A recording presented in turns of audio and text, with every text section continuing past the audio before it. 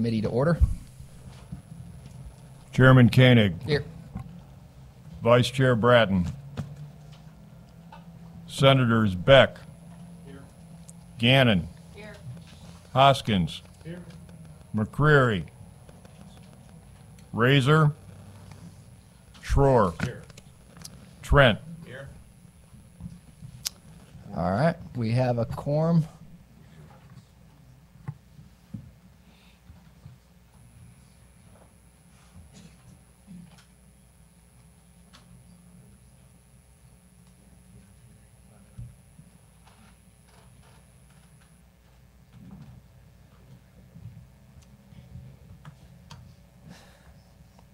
All right, we're going to go ahead and start with a hearing on Senate Bill 727, and I'll pass things over to Senator Schroer.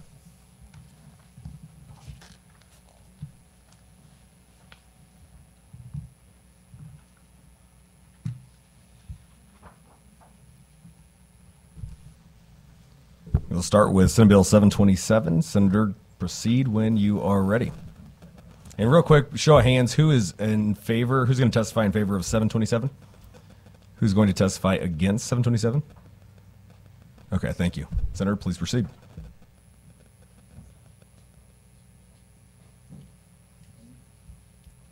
I do want to get out of here by like around 4:30, so if we can kind of manage our time based on that time frame. Well, hurry up. Yeah, probably spend about an hour. Kidding. Yeah. This is like the first time I've ever had to put glasses on, reading glasses. I guess I'm getting older now, right? All right, thank you, members of the committee, for allowing me to present Senate Bill 727. This is a bill dealing with our ESA program that has been in place. Currently, across the country, there's just shy of a million kids that are in school choice programs. The program, when it was first launched, we passed the bill in 2021, had 790 students. This school year has increased to 1,837. What this bill does is it increases the cap up to $75 million, and then also would allow it to go higher based on certain criteria. We also change the formula. So right now it's currently based on the state adequacy target. What we do is we do kind of mirror what's in our formula for kids with special needs, kids with IEPs. So it allows them to get, and also kids with free and reduced lunch, allows them to get an increase. We remove the, currently in statute, we have a geographical barrier. What this is, it makes it statewide as well. And then we also create another category of kids that would go up to 400% of free and reduced lunch. I think these are good changes. Also, we do require background checks for anybody that's teaching the kids. We do remove the background checks if it is a parent in this bill. If you look at education on what I passed out in general, about between 50 and 60% of parents feel like education is on the wrong track. And so providing this option to more kids I think would be very beneficial. If you look at some of the studies I passed out, the vast majority of studies show that parents are happy when they have options, that it makes them more satisfied with education of their children. Also, if you look at the financial benefits, there's no financial harm to public schools when you introduce programs like this, and actually most of them are actually positive, and academic outcomes in most of the studies have also go up and improve. And so this is a win-win for everybody in the situation for kids, and provides parents options. And with that, I'll take any questions. Any questions for the Senator Koenig? Going once, twice, seeing none. We're going to start with those in favor of Senate Bill 727, and I will turn the gavel over to the Vice Chair. Anyone to testify in favor? Please step forward. Please remember to fill out a witness form, and thank you for coming, Mr. Secretary.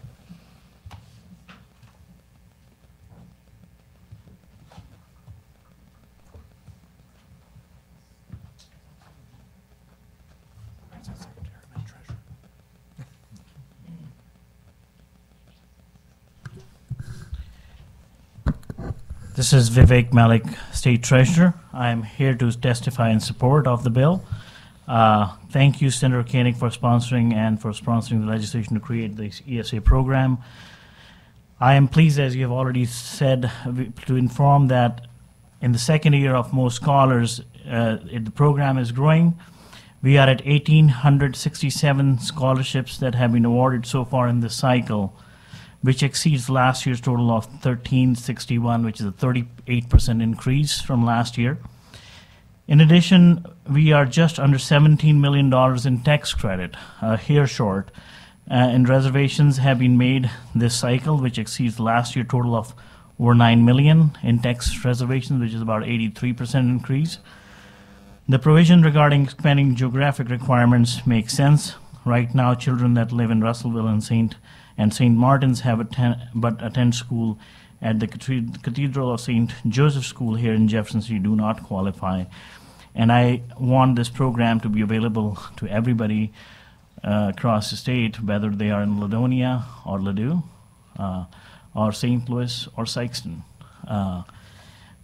Students from Republic who attend Springfield Catholic High School do not also qualify. So these are just some examples. One other issue that I think that needs to be addressed is with Individualized Educational Plan, or IEP, is that many students in St. Louis especially that do not attend a public school have a private assessment done. If they or their teacher believe the student needs special assistance, these diagnoses or reports do not currently count since they are not official IEPs. So we waste tax dollars and overworked special ed teachers to come test the student and subject the students to a second test. So apart from that, I think it's a great program. It's great for kids. Some who have challenge and disabilities, they get an option. And it's for kids with special needs whose needs are not met. I think the program is innovative the way it is structured right now. It is good for families. It provides choices to help the kids learn, affordable for lower income families, and it supports families' commitment to succeed. And for Missourians in general, it is good because people and companies can donate towards scholarships, and they may also get a tax credit benefit for helping these kids. That is what I have, but if you have any specific questions, I would be happy to answer those as we have gotten into 1 year of administering this program. Thank you very much. Anyone have any questions? Senator Beck, proceed. I do. Thank you. I don't know how to, I guess, call you Mr. Treasurer. I don't know how I'll address you. Vivek is fine. If Vivek, thank you. All right, that's fine. You can call me Doug if you want, then that's fine too. Couple questions, and I saw you a few weeks ago, and I asked you for some information about the program. I wanted all the data, basically, of the voucher program that's currently running in Missouri. And one of your assistants, I guess, one of your folks, contacted me on Monday and asked me what I wanted, and I said I wanted all the data that you currently have on this program. And what they sent me was basically what you said in the first two sentences, that there's 1,800 people and there's roughly 16 million something, correct? Yeah. That's the only information I received. Okay. So I guess I have several questions for you, and I know we're on a time constraint, but these questions I think are very legitimate questions. And can everybody hear me? I think these are very legitimate questions. You know, anytime we have a tax credit program around here that I've seen, we question if we're going to, if we're just going to change the sunset for another 5 or 7 years or whatever the case may be, or if we're going to expand a program like we're doing here, we're going to expand this one quite a bit. We ask these questions like, how successful is it? How is this program working? What are the outcomes of what's going on here? So some of these questions, and you may or may not be able to answer them. I'm hoping you can, since you do basically administer the program, be able to do this for me. The one question I'll have right off the bat, and you mentioned low-income kids. How many low-income kids are currently enrolled in this program? How many 100% free and reduced lunch, and I'll just use that term first, are actually enrolled in this program? I would have my coordinator for the program, David Masterson come and help me on answering some of those questions that you may have. Thank you, Senators. My name is David Masterson. I'm the program manager for the Most Scholars Program at the State Treasurer's Office. I do not have a breakdown of the 100% versus 200% qualifications, Senator. I can tell you currently for the 2023-2024 year, 441 students have qualified via income eligibility. So that could be the 100 or the 200%? Correct, sir. I don't have that distinction at this time. Is that information that you can get? It is. I didn't write that breakdown.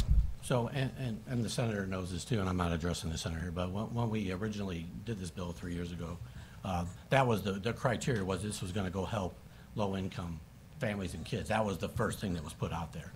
And if only 400, that's not even a third, I guess, of the kids are going. Well, I don't. Yeah. And we could talk later, but what I'm saying is that's the thing, and I know the way it's written is they only have to. There's all these things that are written here, but they only have to get one of them, right? So you only have to have either an IEP, correct? The number I gave you, sir, was just for the 23-24 school year. Yeah. Once a student applies as a renewal, that they are not required to submit a new application. By statute, they remain eligible to reapply. For the 22-23 school year, there were 965 students who also qualified via income eligibility. And so those students were not included in the income qualified because we don't have their income information for the second year of the program. What does that mean? They don't have their income information? So if you have qualified for the first year based on income, then we do not go back and ask for that specific qualification based on income the next year. They are automatically eligible for the continuing years if they have qualified for the very first time. So to answer your question, the first year we qualified approximately 900 plus students on income based, and this year we qualified over 400 students on income based. So total number is about 1,300. So total. those 900 kids are still in the program? Yes. So did those kids? So let's go into another aspect of it. How many of these kids came from a private school, basically? How many of these kids were already in a private school before they got in this program, and they didn't do the qualification of the last 12 months of being in a public school? So I don't have the exact number, Senator. I'd have to get that for you. In order to qualify through an income-based eligibility, you have to, first of all, meet the residency requirement, the income requirement, but then you also either have to be entering kindergarten, first grade, or have attended a public school for at least one semester of the previous 12 months. That's correct. So you're saying that no kids that were in a private school the year before that entire year are in this program or were put into this program after when they asked to whether they qualified for it or not? Is that what you're? I guess I'm not understanding the question, sir. I'm sorry. So not the 900. I'm not looking at the 900 kids. I'm looking at the total 1,800 kids. How many of these kids were in a private school the year before? I don't have that information in front of me. I can find that for you, sir. And the entire year, chances are they were in that private school the entire year is what I'm asking is we don't have that information of who came from a public school in the last 12 months? We have that information. I just don't have it with me today, sir. Okay. There probably has some other questions here from other people, but there's quite a few questions I do have, and when I talk about education, I look at accountability, and that's what I'm curious here. What are do we know any of the educational outcomes of these students? So as per the statute, the State Treasurer's Office will have to present a report after the third academic year, which will be ending the academic year of 24-25. We are still getting all those scores, and we will be hiring a person who will be then assessing all these scores and then analyzing and putting it together in report form. And that exercise will begin fall of this year. Okay. All right. So I don't know if my other colleagues have some questions here. They may have some questions for you as we go forward, but I'll reserve my time for a little bit later. Any further questions?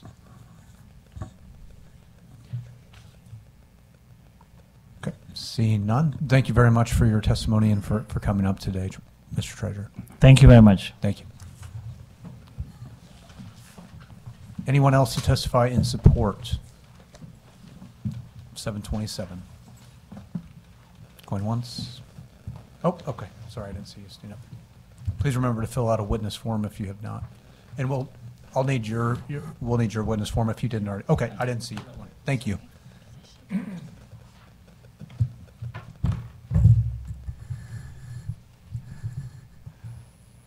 Proceed when you're ready. Good afternoon.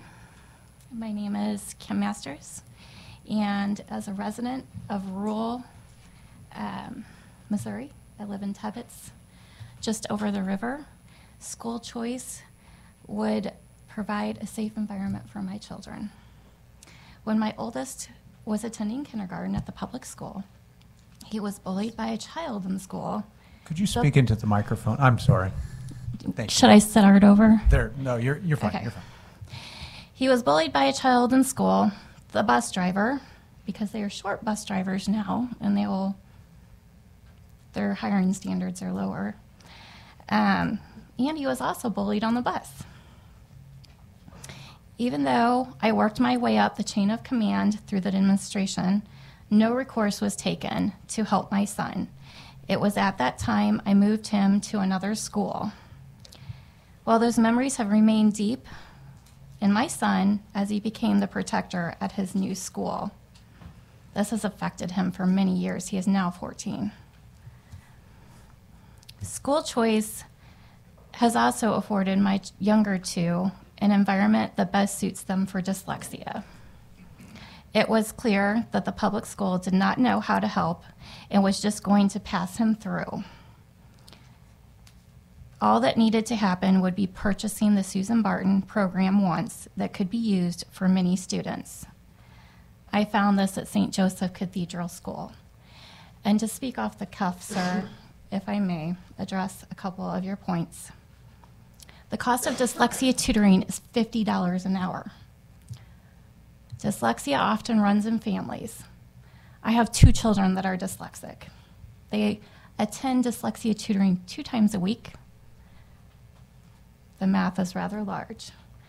As a parent, when you are forced to provide a safe environment for your child, a parent is going to look after their children. To address whether these children have been in public school or private, I have made the choice, and I have cut on other corners, including groceries, to send my children to a private school to provide them the opportunity that they need to be successful in life. Thank you. Thank you very much for your testimony and coming down to being willing to do this today. So thank you. Any questions? See none. Thank you very much. Yes, thank you. Anyone else to testify in support? Please come forward. You may begin when you're ready as well. Thank you.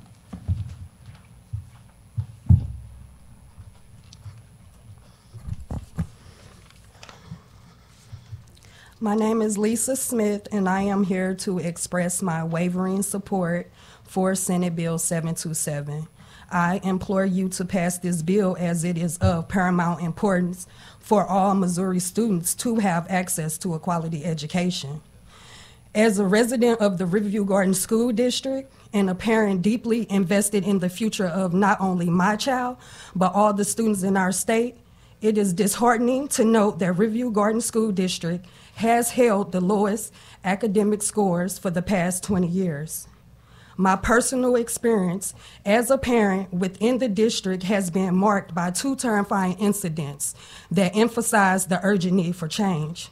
In the first incident, my 5-year-old child was locked inside the school during a fire drill. I was not informed by the school about this alarming situation. The second incident, my 5-year-old son was attacked by older students, leaving him terrified. Seeking a resolution, I was unjustly banned from my child's school, forcing me to homeschool my child due to the lack of school choice options. Parents should not be left with no school choice options, and generations of families should not be condemned to receive an education from a failing school districts. Students should not live in fear of physical harm and mental abuse while at school. Students should not be accustomed to violence in a school environment. Lockdowns, massive brawls, and threats of school shootings should not be a constant concern for parents. It is unacceptable that a school district can fail and have the lowest academic scores for 20 years when students are only in school for 13 years. This discrepancy underscores the need for parents to have school choice options. I urge you to consider the plight of parents across the state and pass Senate Bill 727 for the betterment of Missouri students' education. Parents are deeply invested in their children's education. We understand our children's needs, strengths, and aspirations better than anyone else. And by giving us educational options, we can tailor our children's education to ensure they thrive. Empowering parents to choose the best educational path for their children is not just crucial, but a fundamental right. This bill allows parents to choose from a variety of education options that customize their children's education, aligning with their unique needs. This bill expands to all zip codes statewide, ensuring that every student have access to a quality education. It's time for change. The foundation of a strong society relies on the education system. Providing students with the tools for success through this bill is not just an investment for individual growth, but pivotal for the shaping of the entire state.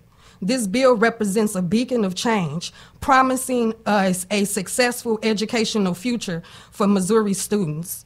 Please pass this bill and provide Missouri students with the opportunity to excel and prosper. Thank you. First questions for, thank you very much for your testimony and the fact that you're down here fighting for your kids, for other kids to be able to have opportunity. You said 20 years the district you're in has failed and is the lowest Academic scores in the state. So I guess, what other options other than something like this do people have? So I was only able to homeschool. It was not nothing left, and I asked him could he go to another school within the district, and they wouldn't allow that either. So my only option at the time was to homeschool. It was no other options. Oh, well, it was a transfer program back then too, but it's no options. You only have your neighborhood school that you're assigned to. That's the only option for you, or you can homeschool.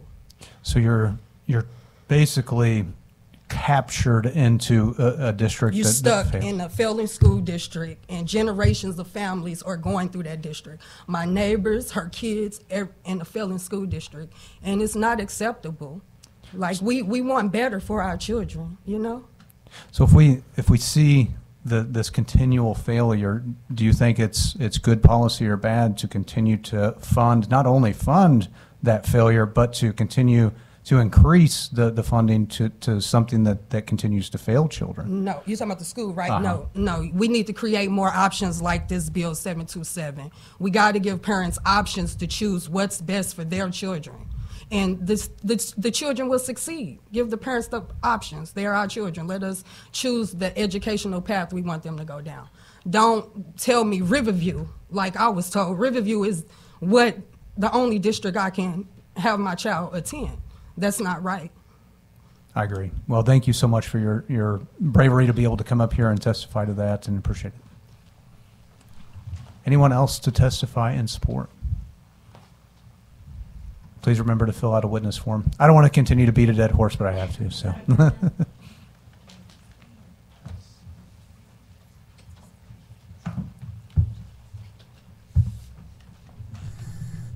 Hello. My name is Audrey Baker, and I live with my husband and 4 children behind me in the heart of Kansas City. I am here to support Bill 727. Our youngest, Winnie, was born with several midline defects, including many congenital heart defects and a few cerebellum. She spent the first 60 days of her life at Children's Mercy undergoing several heart surgeries, one which led to her being placed on the highest form of life support and almost losing her life. Winnie has had many surgeries since then, and this journey has taken a massive mental, emotional, and financial toll on our family. But we've received a lot of help through consistent care from various Missouri programs such as First Steps and acquiring an IEP in her early years. This intervention was necessary due to the rarity of her cerebellum deformity, which we were told she would never eat, speak, walk, or talk. But by the grace of God and early intervention, she can do all these things independently. Even with her incredible progress, she still requires special attention to ensure her growth. Last year, Winnie attended Longfellow Elementary School, it's a Kansas City public school, for kindergarten, where she received many therapies. However, with many of these advantages, she still continued to have developmental deficits compared to her peers. Her IEP states that her development would benefit from a highly structured environment in a small classroom setting, which she has received in a private school she now attends, Faith Christian Academy. I didn't realize her significant deficit until coming to this new school where she is redoing kindergarten. She wasn't getting the structure or attention she now gets in the classroom education model where she is thriving and growing. When deciding to switch to Faith Christian Academy, cost was a major factor.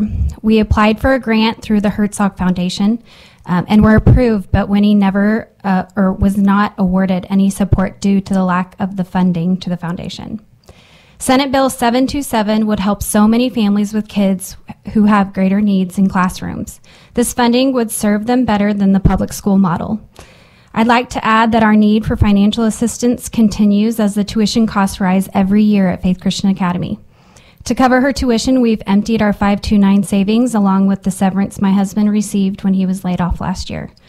Although the passing of this bill wouldn't benefit us personally, we don't want other families like ours to experience what we're going through. Also, this financial model is working very well in Arizona and Florida, so we know it can be a success. In those states, families are able to use their tax dollars for the specific educational needs of their kids. SB727 would be a step in the right direction in showing the state's commitment to its families. Please consider passing Senate Bill 727. Thank you for your testimony. And thank you for coming up today. You're a big girl. Anyone have any questions? See none. Thank you so much. Thank Appreciate you. it. Anyone else to testify in support? Please remember to fill out a witness form.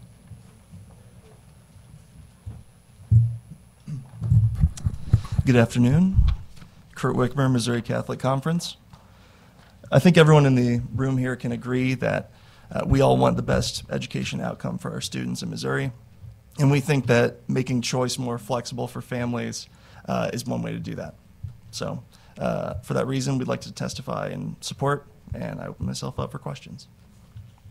Thank you. Any questions? Senator, you may proceed. Thank you. Thanks for being here. Do you have any information on the range of tuition at the schools that identify as Catholic private schools? I myself did not attend one, so I can't think of one off the top of my head, but I can talk to you later. I'd love to provide see you the with a list. range, like from lowest to highest, and what that distribution looks like. My hunch, just from listening to some witnesses, is the tuition, the vouchers aren't going to help meet the tuition needs at some of these Catholic schools. Yeah, and naturally, we all agree that the more affordable a school would be, the better. So I will get back to you on that one. Thank you. Any other questions? See none. Thank you for your testimony. Anyone else to testify in support? Please come forward. My name is Jeremy Cady. I'm the State Director for Americans for Prosperity. Just want to go on record in support of Senate Bill 727. All right, thank you. Any questions? See none. Thank you for your testimony. Anyone else in support? Please come forward.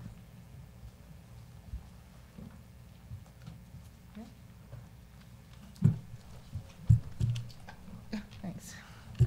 Jean Evans, American Federation for Children. We'd like to go on the record and being support of this bill and thank the bill sponsor for bringing it forward. Thank you. Any questions? See none. Thank you for your testimony. Oh, I'm sorry. She came up at the same time drinking a glass of water. I apologize. So, proceed, Senator. So, good afternoon. Good afternoon. Couple questions, and you like the bill in its current form, the way it's written? The senator's bill? Yeah. Yeah, I don't remember seeing anything I didn't Okay. care for. It gets rid of a couple of things in there, right? Would you be okay with just some things that maybe help with the accountability of this? Because obviously we don't know exactly where the money is going. We don't know what the outcomes are for these kids. We're not sure. I guess we'll get the information of exactly where we are in the free and reduced lunch aspect of it. Well, I think that question's actually pretty easy Yeah. to answer because there's only two ways to qualify, either through income or IEP. So if they did, so the kids Yeah, if who you are can get an IEP, you don't have to qualify on the income side. right, so It's you only could one have thing. You only have to qualify one thing. right. So, but if you qualify by income, you can't have previously been in a private school. So the students who are No, who- there's only one requirement, and I've gone over this before. I believe this is the case. So you're saying there is no kids that were in private schools the year before that went into the program? No, I'm not saying that at all. But if they qualified through an IEP, they could have currently already been in a private school. However, it's my understanding if they qualify by income, then the previous year they couldn't have been. And maybe we need to get that clarified because I don't think that's the case. I think it's only you have to have one thing, one or the other. I could be wrong, but we'll go for that. But what I'm going to ask you is, so this program here expands that to 400% of free and reduced lunch, which puts you into more affluent people. Would you want to diminish the and impoverish students' opportunity to escape a failing public school, as you would say? So tax dollars can be used to subsidize more affluent families with a voucher who send their kids to elite private schools. So this is not a voucher program, so I just wanted to clarify. It's a tax credit well, program. It's a voucher program, but yeah. But It takes away from the many and gives to the few, but okay, well, we just Voucher. agreed to disagree on that. But I agree with the senator who wants to make this available to more families. There is priority given to low-income families, but I don't disagree with his assertion that all working families need to have access to a quality education. But in that same vein, if we maybe put actually priorities in on who is going to be getting these funds, the ones that are, that we would prioritize, actually truly prioritize our families that might be in some of these schools. Would you'd be okay with that language being in there? Well- so we prioritize them and not just open it So up? the way the bill was originally written, it was written that way. I don't know if that's been changed. You'll have to ask the bill sponsor Sure, about that. we'll have conversations, plenty of time to do that. But my organization's goal is for every child to have the ability to have school choice, not just wealthy families. So it is focused. We try to focus and prioritize low income and working class families, which Yeah. I believe this bill does. And under this too, also, I mean, their schools can deny kids from coming there, right, for this program. I mean, there's private schools that can deny kids from coming there. They have certain rules. They don't take everybody, right? You know what I mean? In this program, correct? Most schools do have an application process. Yeah. So Right. so like a public school doesn't have that. You literally, I was spent 9 years on a school board, and I understand we have issues, and we can look at all this data and all these things that we're looking at, but the vast majority of people, want to help their actual neighborhood schools, and this takes money away from their neighborhood schools and puts it in other areas. But what I'm asking you is, Isn't there a 5-year? There's like a 5-year ghost where they get the money continues to go even though the student's not there. The money continues to go to the school. Is that correct, Senator? For 5 years, the money that was going to the school continues there even after the student left. There is. Yeah. Okay. I don't know if it's 5 years, but there's definitely. yeah, I don't know if it's 5 years either. But I guess what I'm getting at is would you be okay if we actually put language in there that would actually prioritize kids that economically disadvantaged kids? Well, it's my Families would be understanding able we to have that. have first crack. But I will defer to the senator. I would just say from our organization's standpoint, we do want to prioritize low-income kids. But you just mentioned if you have an IEP, that puts the other part out of. Well, for families who have an IEP, a child who has a learning disability, the costs are astronomical, and this is just a little bit of help. No, and I understand that, and in a public school, you I would not set want out to to educate every kid, right? You set out. I to, wouldn't want to exclude kids with an IEP. I am not excluding kids with IEP. Okay. I'm asking you, would you be willing to put in priorities? I mean, I know you don't write legislation. I get that, but I think you probably have some input in here as we go forward, and I'll talk to the senator about it.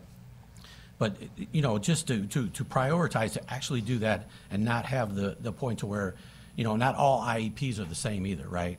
There is different IEPs. If you're colorblind, you can get an IEP. There's things that can happen, right? And I'm not trying to go down that road, but I think if we can see some tangible things of families that are in these areas that we. I think that I just want to know if you would agree to something like that, if we could nail down that language to prioritize these kids that we think are being affected. Because when I first had this conversation 3 years ago, and I'm sorry I cut you off. That's all right. But when we had this conversation, that was the priority, was those kids. And from what I can see, and now we're going to open it up even more, those kids are going to be lost in that process. What kids are lost? Kids that are economically disadvantaged. Kids are coming from these poor families, areas that possibly need this, which I'm maybe okay. I'm willing to have discussions on all these things, but I think we also need to prioritize or actually put it in the language of the bill that actually goes to the people that it's trying to help. That everybody's saying is trying to help. So the way the original bill was written, it does prioritize that. I haven't seen anything in this legislation that takes that away. Well, yeah, again, the original bill gives you either the IEP or we'll have the discussions, and hopefully we get some more data from the treasurer's office that we later on down the road. And I have some other questions for that too, is like who are the board members? Are we going to have accountability as we go forward on these schools? Like who runs these schools? Well, the accountability is that students can leave.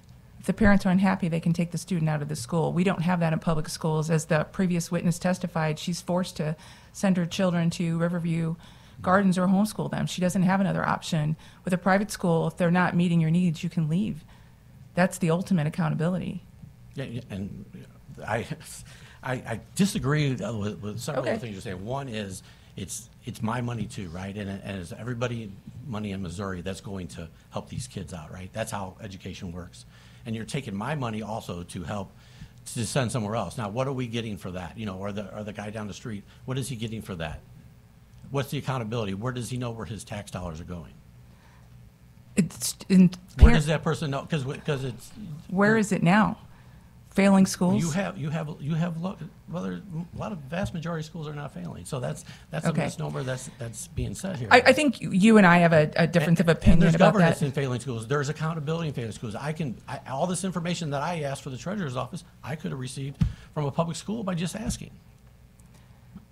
I don't have to search for it, and these are easy questions that I asked earlier. I'm not sure what your question is right now. It's a lot of everything. It's about accountability and some other stuff that So we I think may the not ultimate see. accountability is with the parents. If the school is failing the students, then the parents will leave if they're not receiving what they need from the schools. So that's really where we see the ultimate accountability is from parents. Yeah.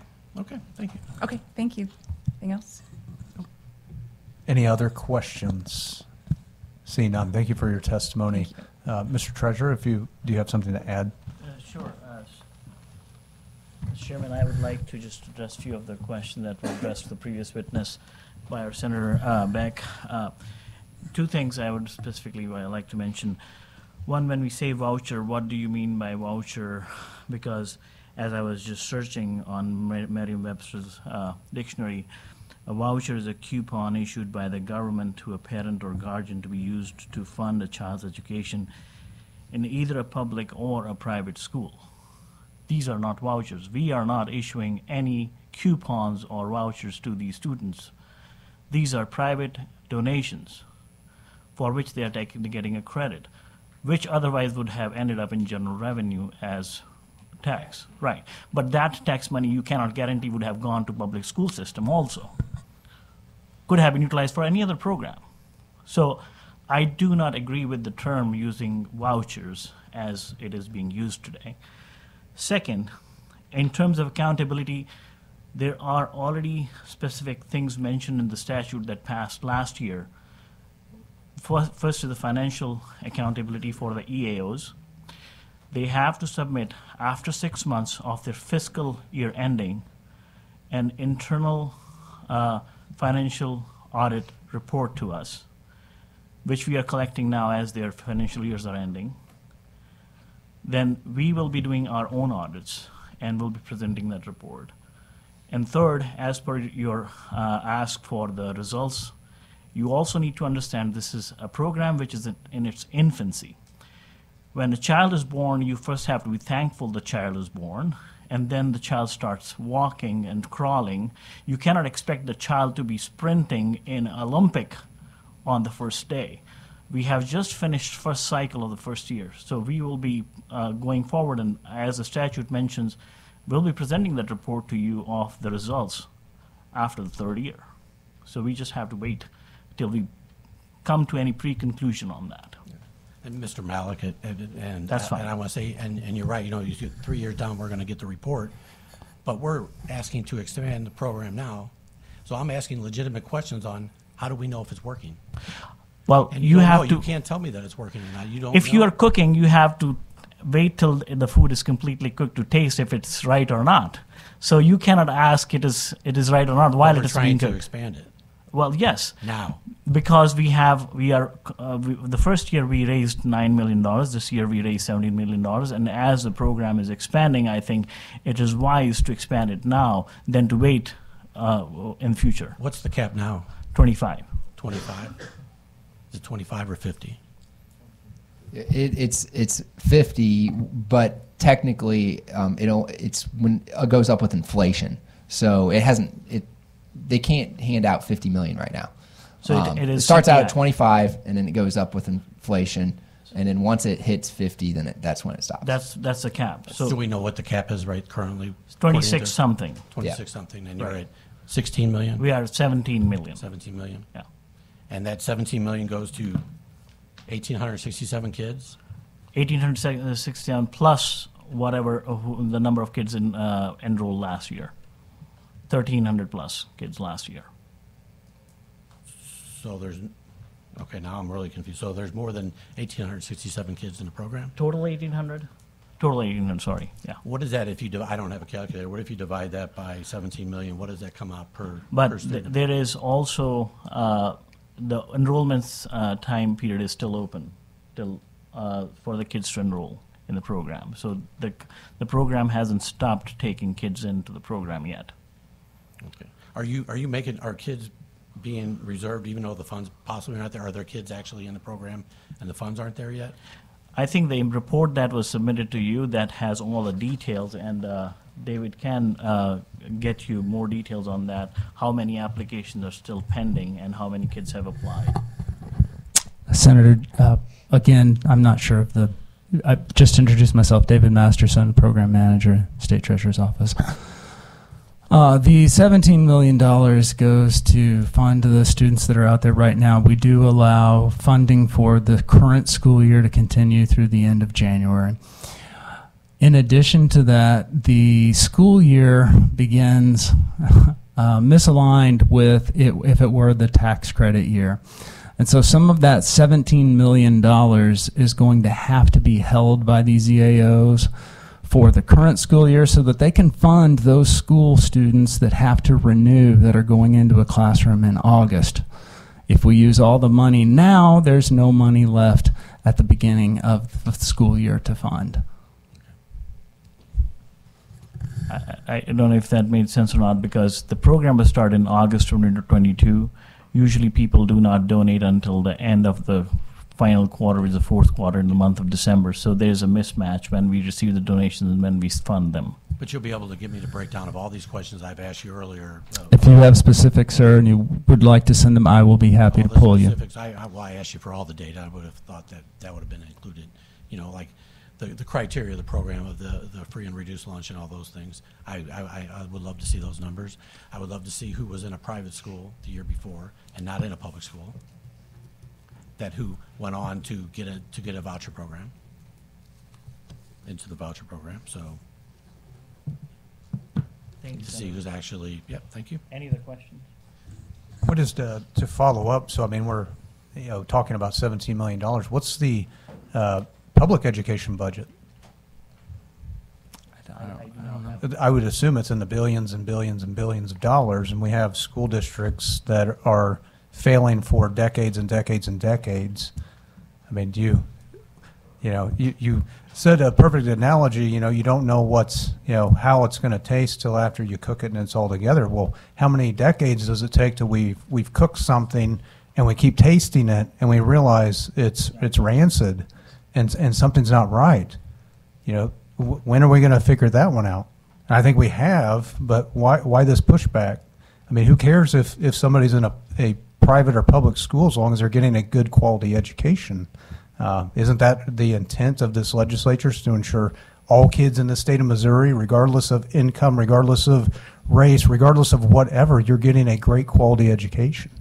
I thought that's what we were supposed to be doing, not, kind of piecemeal everything and cause division just because of what that program is. As long as that kid's being educated, would you agree is the foundation of why we're here and what we're doing today? No, I absolutely agree, and I think just to reiterate, there is no money taken out from the public school system, Right. and that's what the statute provides specifically. There is nothing in the statute that says there will be money that is going to this program through the donations is going to be taken out from the public school system. Actually, in fact, the public school system gets benefit because that student who goes to a private school, that funding still remains maintained for the public school, and per capita, the public school receives more money. So I do not understand how the money is being skirted away to the public schools. Well, and you're From the public the school. treasurer, and this is, think of investments that you're doing. Imagine if your investments year after year after year were failing time and time and time and time again. Wouldn't you expect investors probably looking at you and being like, we need to do something different? And I think that's exactly what we're seeing, where it's at this head here in education. My kids being especially one where they were in public school, and we realized there was a detriment to their education, even though we were told that they were, doing and getting a great education, and they were on the honor roll, only to find out, no, they actually weren't doing good at all. My daughter has a severe dyslexia problem, but was given a clean bill of health and told everything is all hunky-dory. I hate to think how many thousands of kids are just being slipped, and tossed into the cracks, and parents have no recourse and no capability to get out of it. So thank you for what you're doing and bringing your information. Hopefully we can move this forward. Senator, proceed. So one of my questions has to do with, and kind of looking at this questioning between my colleagues and you, it seems like we're having a hard time getting information. So right now, like public schools, charter schools, virtual schools, they all are subject to the Sunshine Law. So we as taxpayers can look and see what's happening with the money and what's going on. So do you have any thoughts on, if these schools that are receiving these voucher funds, if they should also be subject to Sunshine Law, just like other educational institutions? As long as we get specific questions, I can assure you my office will provide you those answers within 48 hours. And I appreciate that, but there's just a handful of us here. There's 6 million people in the state. I bet a lot of people have questions about this, and it's really it's impossible to get answers to these questions. So I'm just wondering if moving forward, if you think that entities that are getting these vouchers should also be subject to the Sunshine Law so that taxpayers can see where their money's going. I think whatever is sunshineable is sunshineable. We will not be holding back anything. And again, for these donations for tax credits, as being referred to vouchers, I still object to the term. But if my office receives specific inquiries and questions, we will definitely get those answers to you within 48 hours. Okay, so I think what I'm trying to say is this isn't just about you as the treasurer. I'm talking about globally in this bill. I think moving forward, there needs to be a sunshine component so that taxpayers can have access to the data without calling the treasurer's office. That's all I'm saying. As long as that sunshine is not requesting private information of donors, I have no issues. So all the donors are private? Well, these are the donations in lieu of what they would have paid to the state for their state tax return. 50% of that they can donate. They can donate without the tax credit also. But as long as that tax information is that tax information, whether it is corporate entity or individual, that is private. So we would be able to see the names of the donors, just not the specifics, because we would want to protect their income. Right. Okay, so right now all that information is available. No, it is not. It's not. Okay. All right. Thank you. Any other questions? See none. Thank you very much for the clarification. Anyone else to testify in support? Mr. Chairman, members of the committee, I'll be really quick. Becky Wellman, registered lobbyist for Yes Every Kid and Missouri Sensory Foundation for the Record and Support. Perfect. Thank you. Any questions? See none. Thank you. Anyone else to testify in support? Going once, going twice. All right, we're going to move to in opposition. Please remember to fill out a witness form. Thank you, Mr. Chairman. For the record, Steve Carroll, registered lobbyist. I know you work down here at 430. Just want to go on record for our clients on the opposition to the bill of cooperative school districts for Kansas City, same Thank you very much. Anyone else in opposition? Opposition. All right, for informational purposes only. Please remember to fill out a witness form.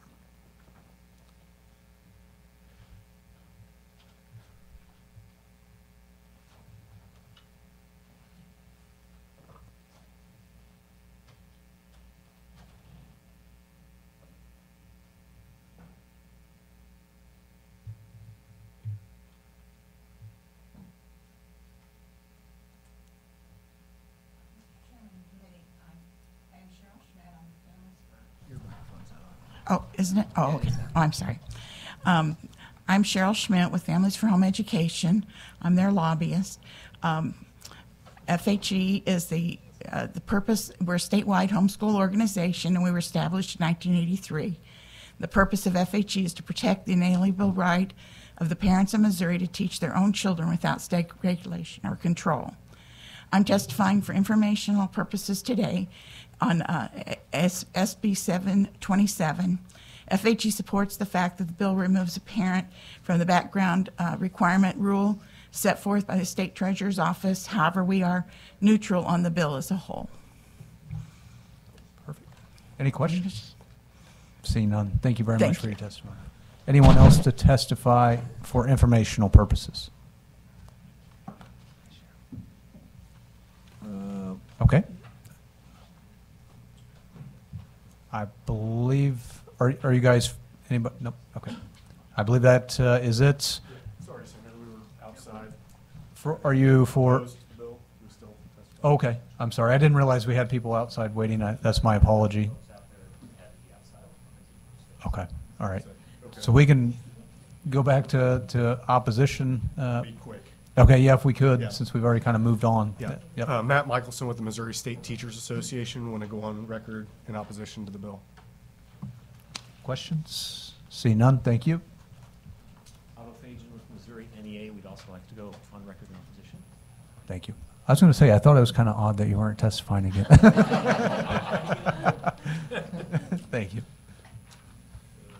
Ron Berry, registered lobbyist on behalf of the American Federation of Teachers. We just want to be on opposition. Thank you. Any questions? See none. Nope.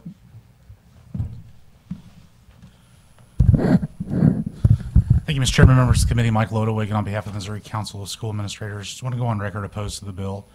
My testimony is probably not going to be anything different than you heard last year on some of the school choice legislation. We hear a lot of conversations about choice in this building, and I understand that. I see the appeal of it.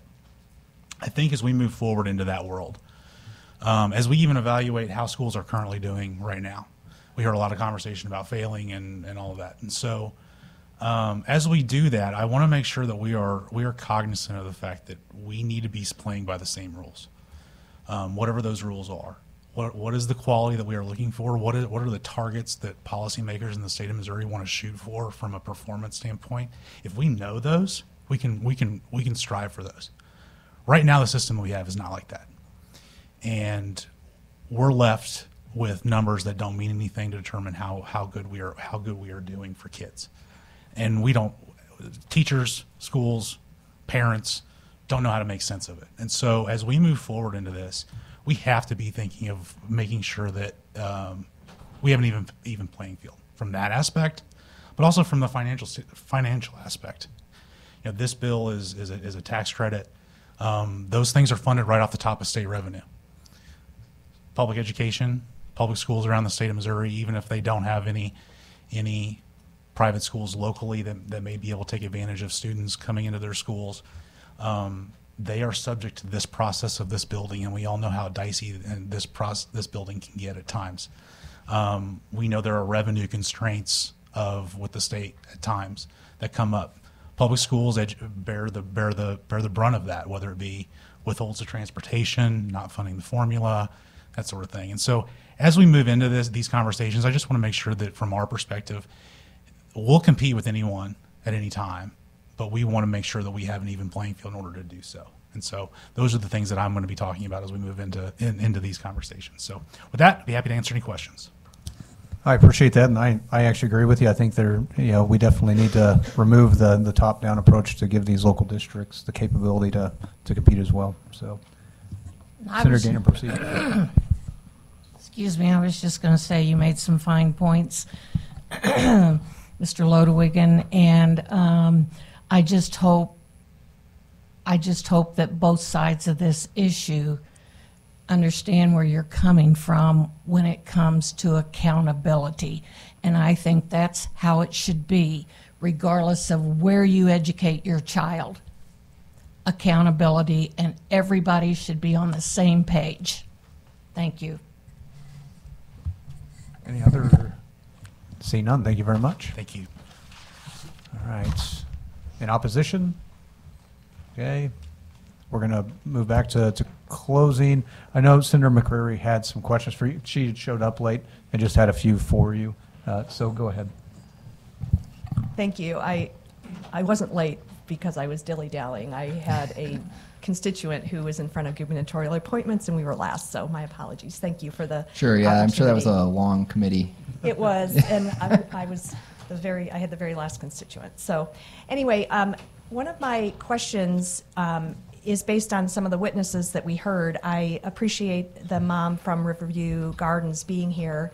I think what I'm not seeing in the bill, though, I see a disconnect between what's in the bill and what we're hearing from some of the parents here, which is there's no priority given to kids in failing school districts versus, so you've got unaccredited, and then you've got provisionally accredited, and then the next tier down, in my opinion, would be low-scoring schools. So this bill would make more sense to me if it was focused on those students in those areas, but I'm not seeing that or reading it or even hearing about that happening. And then the other disconnect, which is a separate question, but I want to throw it out there in case you can weave these together, is by putting the income threshold from 200% up to 400%, that just, the income level for a family of four at 100 maximum, a family of four is $55,500. So if you take that up to 400%, I just don't. Well, my personal belief is that when someone is going to, a traditional public school, we don't means test that. I think all kids should have availability to this option. Now, obviously, that's not what I filed because I thought that might be difficult to pass. So there are some parameters around that, and my position is every child should have an option. You take for instance, other government services. We don't always means test, but even if we do means test, like you take Medicaid and Medicare, we don't go to a government hospital. They can take that voucher and they can go anywhere to meet that, meet the needs of what they need. Well, except for folks that are on Medicaid and need long-term care, for example, they have to spend down their money. They have to prove that they're needy in order to qualify. And so I think I would have a little bit more understanding of this bill if it was truly focused on. But when it comes to education, we don't do that, right? Like, in order to go to a traditional public school, we don't say, oh, you can only go here if you meet a certain income level. Public schools take everybody. They have to take everybody. Correct. Some So of the schools that this we're talking program about should be, funding with in taxpayer my money position, don't have to take everybody. My position is that this program should be the same. There shouldn't be any income parameters around it. That anybody should have everyone should have access to it. And so what we're trying to do is we're trying to open this up to the middle class. where right now, if not all of those people have access to that. But by opening it up, so the household size, I'm just focusing on family of four. A household, the maximum income level for a family of four is currently is $55,500. So I'm assuming that's 200%. So if you go up to 400%, would that be double that? Yeah, it'd be up to probably around 200,000. Yeah. Right. So I feel like that conflicts with what we're hearing from parents, though. Like, if we really are trying to help kids in Well, I mean, we unaccredited schools, also currently we do have geographical restrictions. on the vouchers. Correct. Okay. So this does open it up statewide. I guess I'm new on this committee. I'm just trying to struggle with what, if we. And may there was one other question about who could qualify, whether you could be in a public school or not. If you go to page 11 of the bill, 11 and 12, the only way that someone could qualify for the program and be in a private school is if they're in kindergarten or first grade. Otherwise, they had to be, at least one semester had to be in a public school. Well, but they could go back and do one semester in their school and then be eligible. Yeah, theoretically, but they couldn't be in a private school for the full year. Right. Yeah. And that's some of the data we're trying to get at, I think, and we don't know. I wouldn't be, considering we're raising the income level to 400%, I could see some families putting their kids into a private school and then pulling them back out. So do you have any thoughts on why you're not prioritizing students' needs that are in unaccredited school districts? So we've got more demand for these vouchers than we have money. So why wouldn't we be focusing on where the need is? Like, it is a fairly new program. That's one reason why I want to increase the cap. I think hopefully that more people will be made aware of this program, and those donations will come in. I'm hopeful that something like that might happen, so that way, the kids that want access to this, it would be available to them. Well, I hear you use the word hope. I think if we want something to happen, we need to put it into statute. And one thing I think that would make a lot of sense is to prioritize. if your concern is that some kids might not have access to this who really need it, we could always make it part of the foundation formula and do direct funding. Well, I think you're being a bit snarky. Well, I would fully support that. So, of course you would. Well, my concerns, and listening to the mom here who probably lives just a few miles from me, I would like to see language that would prioritize students. Is it likely as we go through that there'll be some priority list that's created? I'm definitely open to doing that. I'm not going to say I'm completely closed to that. I am open to doing that. I don't want it to be overly complex, though. All right, and then just a follow-up question based on the conversations we've had as colleagues and with the Treasurer's Office. The Treasurer's Office is subject to the Sunshine Law, but these entities, these schools that are getting this money are not. So would you be open, since there's taxpayer money, tax credits involved, tax refunds involved? Yeah, but if you look at all of our other tax credit programs, I do not believe that any of those organizations are subject to Sunshine Law. I'm generally going to be opposed to something like that. If you take a look at, low-income housing tax credit, I don't know that they're subject to the Sunshine Law. If you take a look at pregnancy resource or adoption tax credits, none of our tax credit programs, for the most part that I'm aware of, are subject to the Sunshine Law. Well, I think we're talking about a level playing field, same rules for public schools as schools that are getting this taxpayer money through a tax credit. I would like to have that kind of discussion as well. Thanks. Proceed. Thank you, Senator. Correct me if I'm wrong, the private schools and homeschools that will be receiving these funds, how are we checking to make sure that the kids are being educated properly? That Are they taking the same test So they- that our so- public schools are taking? So they do have to take either the Missouri State assessment, or they have to, or a nationally referenced test. So that's now, what we have in the current law is that would have to be available to the legislature by the end of the third year. So that'd be by next year. So even homeschool students, Mm-hmm. homeschool families would have to submit that to DESE? It's actually submitted to the state treasurer's office because they State administer the treasurer's program. office. Yep. Um, And then they would compile it and do a report. Is that one of the first times we've ever required anything of homeschool families?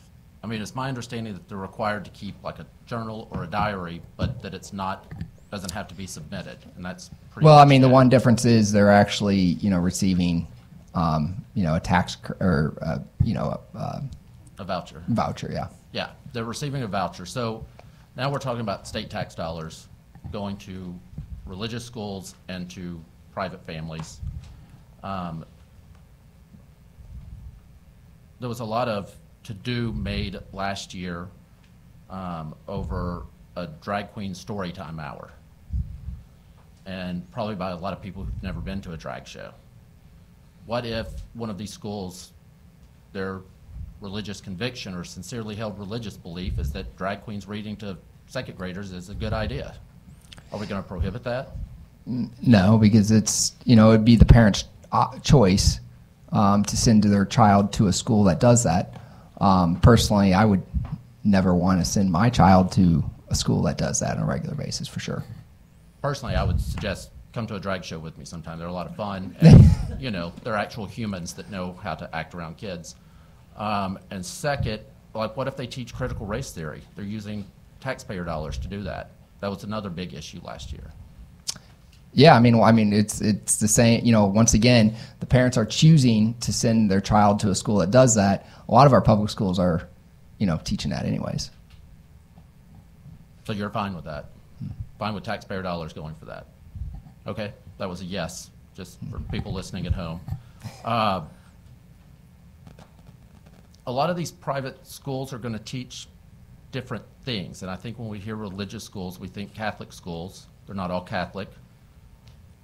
Some of the schools are going to teach that Jesus is who Christians say it is, and some are going to say, no, he was a crazy rabbi that wasn't who he claimed to be, and some will say, no, he was just another prophet, but there's one that's more important, and we are using taxpayer dollars to Yeah, teach kids that issue. honestly, like, taxpayer dollars are being spent right now from a religious viewpoint. I mean, they're teaching materialism in schools today. I mean, I know this. I have 3 kids that go to Parkway South, and there's no question. I would say they aren't teaching kids to think critically about some of the theories out there, like macroevolution. For instance, like when you take, how a protein is formed. Oh, it's been a long time since I've. All right. I mean, I believe in science. I don't. There's claim to understand there's it. 20 different amino acids to form a protein, and some of the simplest proteins are 150 amino acid chains long. Simple math would tell you that you can't form an amino acid chain through chemical evolution. Yet, that's pretty much what they teach in a lot of biology classes today, even though it's highly improbable that something like that would happen. So, first of all, you're okay with teaching religious doctrine with taxpayer money? Well, once again, this program is funded through donations. That otherwise would have been tax dollars. So they're tax dollars. You could say that's true with any of our tax credit programs. Yeah, but we're talking about this one now. Yeah, And but so there's lots of them. I mean, the Supreme Court, there was a Lutheran school that applied for a grant. I forget the specifics of what grant it was, and it was struck down because they were denied specifically because they were a religious organization. And the U.S. Supreme Court struck that down, saying they were being discriminated against specifically because they were a religious organization.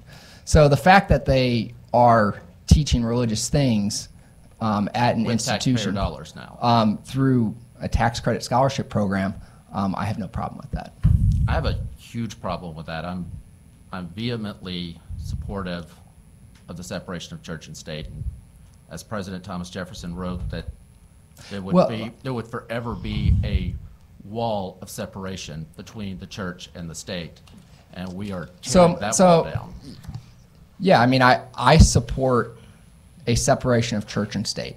But what Thomas Jefferson meant by that is he didn't want a state-run church, which I would be completely opposed to. He didn't want government running the church like what they do in Germany.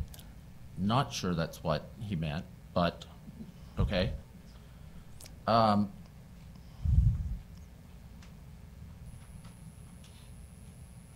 was another question I had, and I didn't write it down, and I'm trying to think of it quickly. What kind of oversight will we have on homeschool families with how they spend the money? Where is the... Yeah, so we have, in current law, what we have is, specific items that are acceptable or educational expenses, and so it's limited to that list. Where do we find that list? It's in the statute.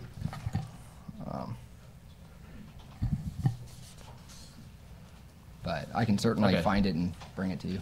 Okay. All right. Thank you, Mr. Chairman. Just to follow up, to really clarify, so regardless of your value system, a public school system, would you agree, Senator, that espouses some value or some viewpoints? Secular humanism is that of the public ed system. Would you agree with that? Yeah, there's no question that's happening. I mean, Well, but let me finish my train of thought. So the Supreme Court ruled on several occasions secular humanism is a religious, a protected religious affiliation. So if somebody's going to come here and say we can't teach religion in schools, then we ought not teach secular humanism as well. And if we're doing that, then it's a moot point to say whether a school is teaching Christ that you want to go to, or if it's teaching macroevolution, if that's where you want to send your kids. If you want to send your kid to a school that's stuffing dollar bills into drag queens' G-strings, that's your Mr. prerogative. Chairman. But it is also Mr. your Chairman. prerogative as a parent to choose not to espouse to that. And that's what this choice does. Mr. Chairman, there's no point in showing your ignorance about a drag show in the committee. I'm not going to, we're not going to debate, Senator, but that is what has happened in certain areas, certain drag shows, and it's filmed. So to say that does not happen and does not happen with children Mr. Chairman, I'm is saying false. it does not happen. It does happen. It happened in Kansas City. Does not happen. So any further questions? Senator. Thank you, Mr. Chair. I know this is a little unorthodox, but I do have two questions for you, Senator. One, because I really didn't know what it was until I found out a little while ago. Part of your bill, actually, it's in the very beginning. And well, let me discuss the other. I want to clarify something first. And you mentioned on pages it was 11 and 12 that required you to be from a public school. That is only at poor kids. That is, if you have an IEP, you can come from a private school. Is that not correct? You don't have to. You didn't have to be in a public school. You came from a private school.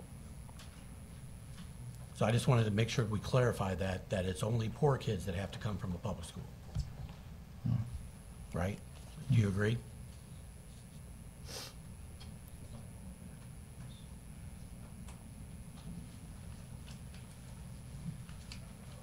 Yes. Okay, I just wanted to make sure that, so we clarified that for the folks that are maybe listening, whoever they are. Most people probably have jobs, but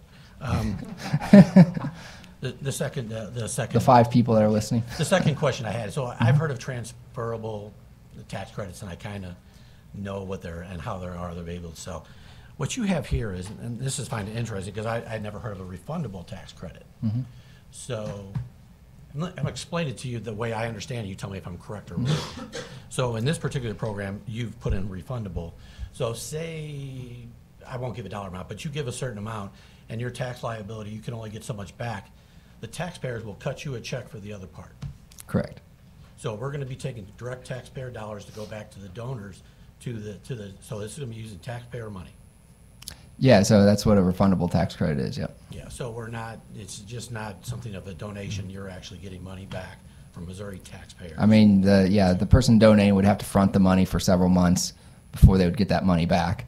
But I just wanted to make sure I understood that, so this. So there is like limitations to it. It's not like, you know, you can write a large check and expect to get that money right away. And Senator, I know you've been really great to deal with on many things, and actually we just had a whole conversation this morning that I was like, man, this like gets, but anyway, I just want to say that you know that I try to be a good faith person, and as we deal through things as we go on, but there just has to be some accountability here if we're going to be using these tax dollars for these vouchers, and that's what, and I want to make sure that that conversation is being had. You know, I hear, and I don't want to dispel a bunch of different rumors. You know, people in the House say, "Oh, Senator from the first is going to whatever they call me over there," but he's going to kill everything, and that's not my goal in life. That is really not my goal in life. My goal in life, and you know that from a couple years ago, is to actually make sure all kids get a great education. You know, and I think that's your general. You know, I'm not going to question your. Yeah, I mean, that's my goal too. Is, right? So, You know, yeah. I'm not saying everybody has that same purpose, but I think that is, and I just want to make sure that we deal on that basis as we go forward with this bill, which you know is definitely not a finished product.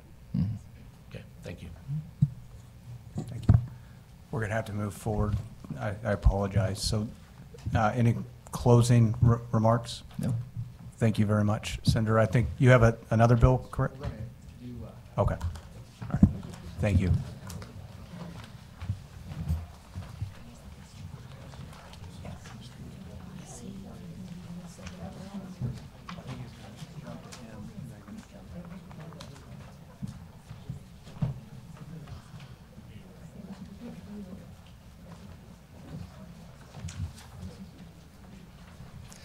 All right, we will now start a hearing on Senate Bill 804.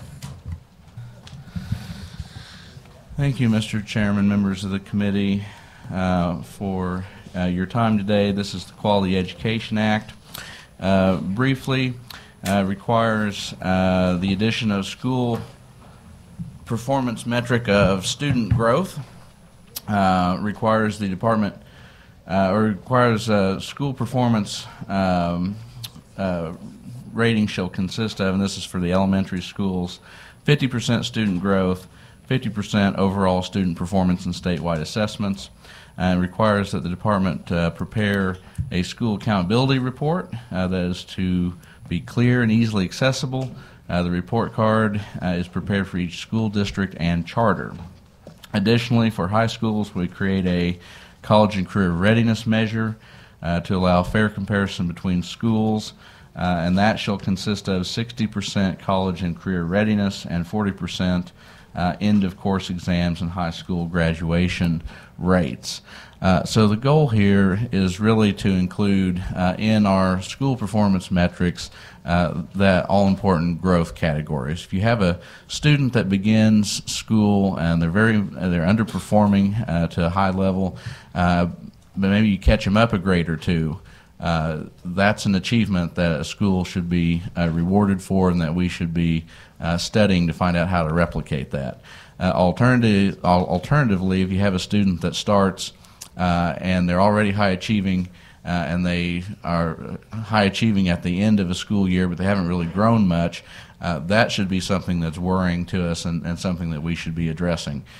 So I think if you add growth into overall achievement, and we make that the goal of our schools, parents are going to be better informed by the report card of how their students are actually performing, how their schools are performing, and we will have a useful metric by which we can further evaluate school performance and hopefully find places where we can celebrate our schools and also find places where we can help make them better.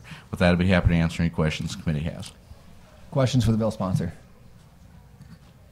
Seeing none, anybody testify in support Senate Bill 804?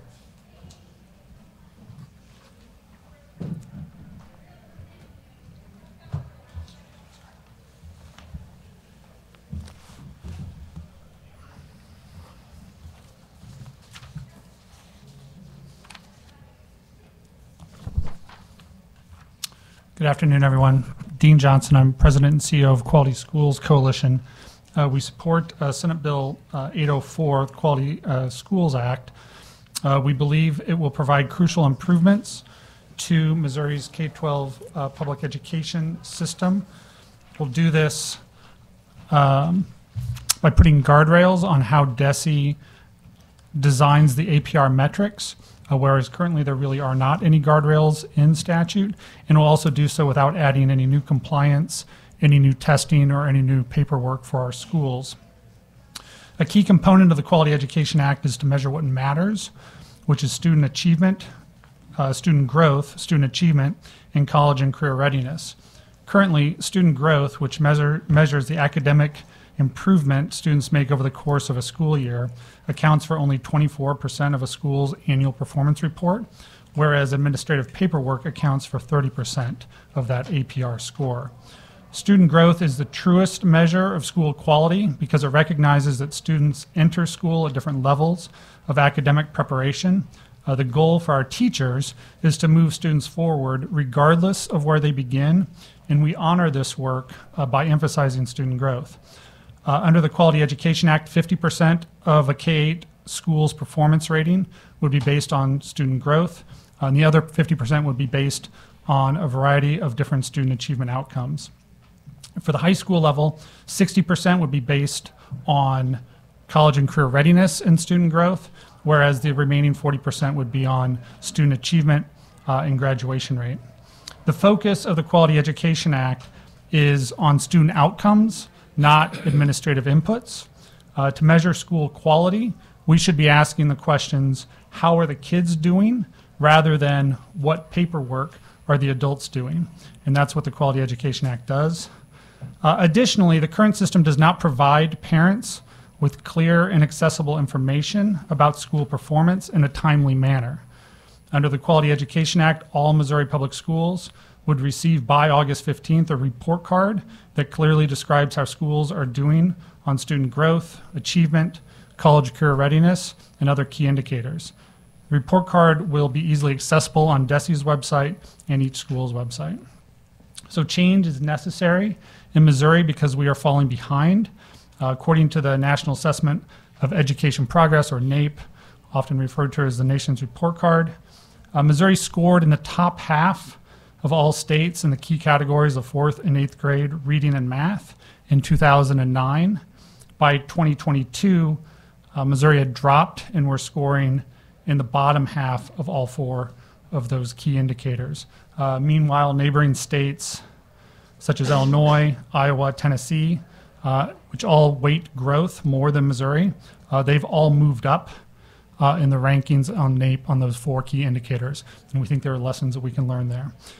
So thank the bill sponsor for taking up this effort, and thank you all for hearing the bill, and happy to answer any questions. Questions for this witness? Yep. Senator Beck. So, thank you, and we had a good conversation yesterday, and I appreciate that. I got one question. I don't know how far I want to go into this bill. I got a couple comments and maybe a question here. One, I know that I'm looking at the reality of what's coming ahead, that we're possibly going to have a new commissioner June. Well, we are going to have a new commissioner come June, right? And now we're going to tie that person's hands with something that we're doing. We're going to do something at the state level when it's actually been in the past, been done. The MSIP process to do school improvement has been done through the school districts and DESE and all those things that come together. All the shareholders that care about education have created these plans in the past. They have moved growth up to 25%. So I will tell you that I think growth is very, very important. But I also don't want to penalize high-performing school districts, which I think this possibly does. Because when you get to certain, it penalizes some things there. Also, this is the one part I'm kind of confused is, why are we comparing public schools to public schools and then charter schools to charter schools? How come charter schools are not being compared to public schools in this bill? Why are they only being compared against all the charter schools? If they're considered a public school, shouldn't they be compared against all school districts? My reading of the bill is that all of the schools, charter public schools and traditional public schools, are all treated equally in this format. So what this says here, it says the scores of all students enrolled in a charter school for the current full academic year compared with such students' scores on the annual statewide assessments in prior years shall be used to determine the charter school growth. So it's saying that you're comparing against charter schools. Are you Nope. willing to change that to be compared against? I think there's 3 different sections there, or subsections. So that is saying that within each school, whether it's a traditional public, so there's a different section that pertains to traditional public schools. I think there's one for school districts, one for individual buildings, and one for charter schools. And so, but in each situation, it's comparing how did the students within this particular system, when we're measuring growth, how did the students in school A or charter school A or district A, how did those students do in 2023 compared to the students in that same school system or building in 2022? Okay. Well, I want to make sure we get some clarifications on some of that stuff. Sure, happy to talk to you about it more. I mean, I have issues with it in general, the entire thing, but I just wanted to ask that Sure. question. Thanks. Yep. All right, further questions? Seeing none, anybody else testify in support?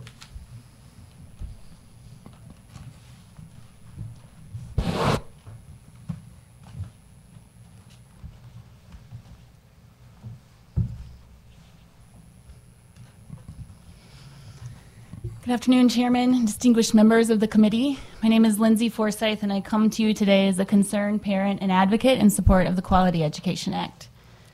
I believe that the QEA is a crucial step toward ensuring all students in our state have access to high-quality public education. Before moving to the city of St. Louis in 2009, I was naive to the challenges parents and families face when choosing a public school for their children. I grew up in Farmington, where there's one public middle school, one public high school, and a handful of public elementary schools. I received a wonderful education through that public school system, and so I was shocked when I moved to St. Louis and realized that some families are paying tens of thousands of dollars every year in private school tuition. I simply did not understand the need, nor did I realize the challenges parents face when looking for schools for their kids. As the time approached for my oldest son to begin kindergarten, my husband and I started seeking out information on the public schools available to us. We looked at the publicly available information through DESE, looked at schools' websites, talked to families or friends and colleagues, and tried to gather as much information as we could about the options available. At one point, I even created a spreadsheet to lay out the pros and cons of each school that might be a good fit. But the more research that I did, the more confused I became. The information I wanted wasn't always clear and comprehensive when I found it, and sometimes it wasn't even accessible at all. So even with a master's degree, a partner who spent his career in education, friends and colleagues to ask for advice, and many other resources at my fingertips, I still had no idea which school would be the best fit for my family. It was overwhelming and frustrating. And I couldn't help but wonder how other families who didn't have the resources and access that I had were able to make these kinds of important decisions for their families. Fortunately, my son ended up at a school that's been great for him, and our twins will join him when they enter kindergarten there this fall. But I know that many other families in St. Louis and throughout Missouri don't always have those same experiences. I believe that the Quality Education Act could make choosing and evaluating schools so much easier for families. The proposed changes through the QEA would lead to increased transparency. They would measure outcomes that are important to families and more relevant to educators, and ensure that schools in underserved communities have the resources they need to fully serve and support their students. The current system falls short by allocating less than half of the school's accreditation to critical indicators and fails to provide parents with clear and accessible information about schools. Additionally, through this system, high-poverty schools face unfair scrutiny and are often labeled as failing without adequate consideration of the additional challenges that their students face. In conclusion, and for the reasons I've shared, I wholeheartedly support the Quality Education Act as a necessary and impactful solution to elevate our education system. By embracing these changes, we pave the way for a future where every child in Missouri has the opportunity to thrive in a high-quality learning environment. Thank you for your time. Any questions for this witness? Seeing none, anybody else testify in support? Should I leave this on the table too? Thank you.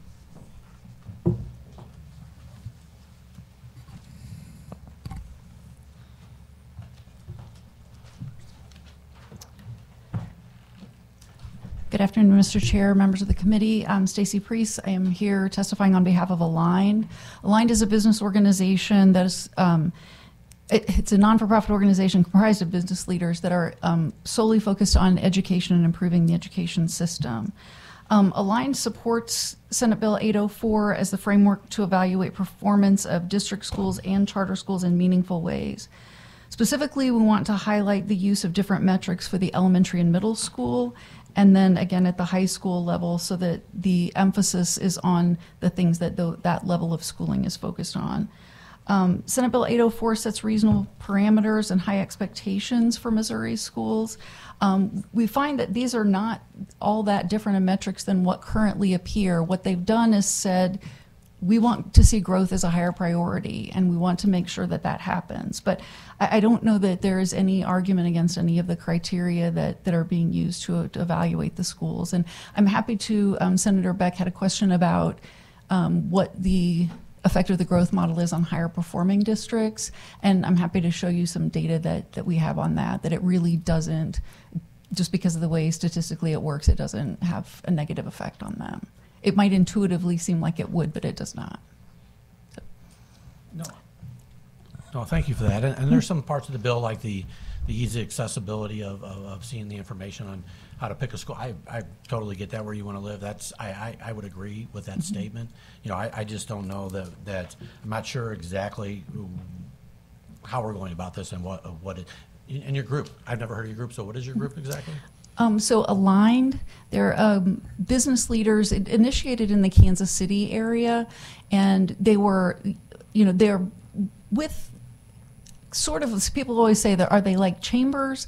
Well, they're not really like chambers of commerce, because they have only the priority of focusing on education. What can they do to help the education system improve so that they see the kind of workforce that they want to see once those students are out into the world? So priorities this year, besides the accountability, teacher recruitment and retention is a big one, and early childhood education. And so you're based in Missouri? Yes, it was in Kansas City, so it's a Kansas and Missouri both organization, but I specifically represent Missouri. Thank you. Sure. Any other questions for this witness? Seeing none, anybody else testify in support?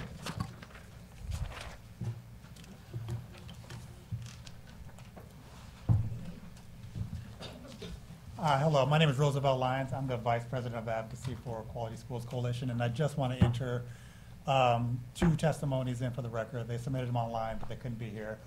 Two parents that we work with, Kristen Brown Pursley and also Tiara Jordan from St. Louis and Kansas City, respectively. And I don't see a paper clip here, so I'm just going to leave those there. Thank you. Any questions for this witness? Seeing none, anybody else testify in support, Senate Bill 804? Anybody testify in opposition?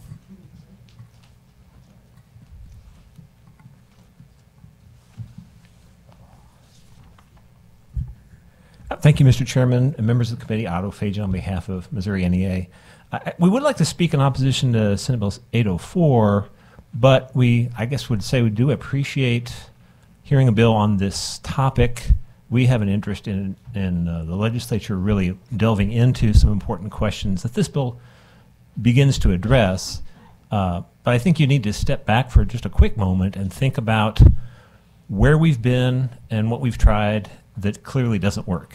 No Child Left Behind from 2001 was basically the flawed theory of change, which is we do some standardized testing in a couple little subject areas in years, and then we shout at districts long enough about that, magically things will get better. And this bill doesn't go too much beyond that sort of approach, so we don't really think it's going to be particularly effective. As a previous witness noted, it kind of just basically goes in and locks in statute where we're currently at, we happen to be at, roughly speaking, with MSIP 6.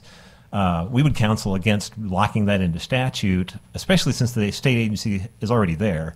But you may well find, as that MSIP 6 iteration goes forward, there's reasons to want to change that. It's a lot more cumbersome if we have to come in and fix statute. But what's really always been missing is, and the current iteration doesn't quite meet the criterion of a school improvement program, because we have not been, we've had testimony on the previous bill, we've had concerns raised about particular school districts for long periods of years. This legislature, even in 2018, enacted Mike Henderson's Turnaround Schools Act. So you have a tool kind of in the tool belt there, but because the state has really had its own process where these test scores are tied to accreditation, we haven't really realized that the feds have completely revamped No Child Left Behind. They've done another act. MSIP 6 resembles the sort of metric they want to identify schools for comprehensive or targeted improvement, but then actually go in and use something like the Turnaround Schools Act. So what we really need is to clear the space, not with a whole bunch of statute that no one really understands why it's all these complicated parameters about locking in what MSIP looks like, but using that and appropriating resource to bring in the folks who can help the schools where they're struggling with the kinds of teaching coaches that are comprehended under the Turnaround Schools Act, without the accreditation coming in with a heavy hand of district level consequences. We're really talking now at the federal level, which doesn't get enough attention in the state of Missouri, with just identifying and then helping those schools. So we're all about trying to work in this space to improve where the state policy is, but it needs to have those pieces to it and not just be locking in place MSIP 6 without the follow-up, without a reasonable expectation that it serves as an improvement tool.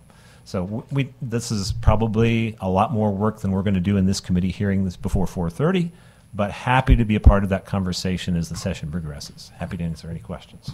Questions for this witness? Seeing none. Anybody else Thank you, testify Mr. in Chairman. opposition?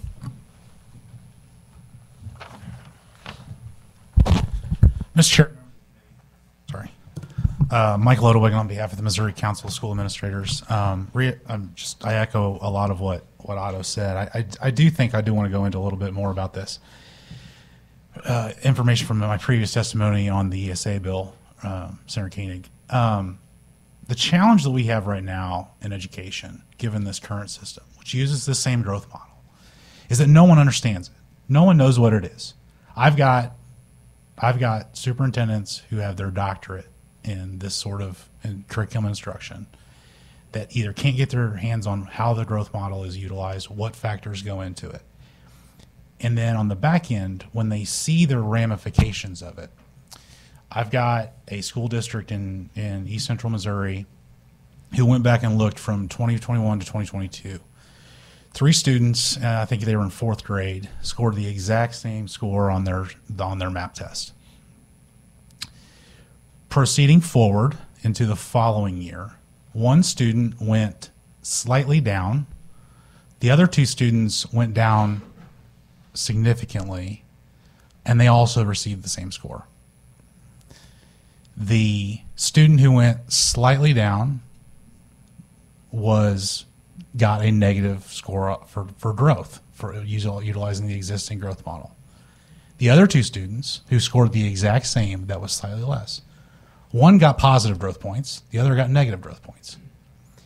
And so when we go through these iterations and cycle numbers, every time we cycle numbers and do a calculation, it gets less valuable.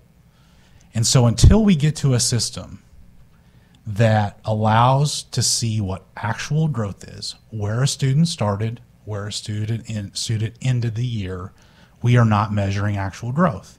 And in fact, getting into the nuance of what we are talking about with growth, one of my frustrations coming from outside the education community into the education community is how we like to parse words on things. So typically what I would think of growth is, did you grow a year? Did you start here and did you grow a year? That's not necessarily growth. That, in a lot of cases, like Senator Beck is talking about with high-performing districts, is status. I would still say that's growth. I think most people would, parents would. And so if we are going to create some sort of an accountability system that somehow schools are actually supposed to respond to improve, and that parents and community members and business owners, when they see the scores, actually know what it means, then we're just swinging in the wind. And so as we move into this, I agree with Otto, we can't lock ourselves into the current system that a number of you on both sides of the aisle absolutely admit is an absolute failure. And I echo those concerns, and I appreciate that position. So what can we do to improve it going forward? Figure out the indicators that are important to policymakers so that when we see numbers that are going wrong, we can actually respond in kind. Is it third grade reading scores? Is it college career readiness? Is it ACT scores? What are they? Just put those out there and let us respond. Every time you calculate that down and try to take each individual piece of that into a final grade card or one single score, you've went after the legitimacy and diminished the legitimacy of that score. And so I just want to make sure as we move forward with this, it's absolutely the most important conversation, regardless of what happens with school choice or any of the other bills that are out there. What we do with the rest of the public schools going forward is the most important conversation we're going to have. Thank you. Senator Beck. Thank you. Yeah, and maybe you can clarify that too, because I'm not as profound as you are in just discussing these things sometimes. But a couple things you mentioned. Program systems and all these other things, and the state coming in and saying this is what this does. The state comes in and tells the local school districts, this is what you're going to live by and this is what you're going to do. There's a couple programs going on now, and you may want to help share on it, which I think are really good things going forward, like the waivers. We have quite a few school districts that have applied for waivers, and I believe they're going to get them. I think some have received them, or we think that, is that true? So yeah, there's a group on of accreditation, right? Of about a half a dozen school districts who are seeking a waiver from the state for various portions of the school improvement system in order to essentially prove a better way of doing this that is more student-centered, provides a better snapshot to communities about what a school is doing. Yeah. In order to do that, you have to get out of the current system and allow them the ability to do what they need to do in order to innovate and show their work. And so that group has went to the State Board of Education. They've received a waiver from certain aspects. Ultimately, it's actually twice the work. Those districts are actually doing twice the work because they didn't get a waiver from the things that they really need to. So that's first and foremost.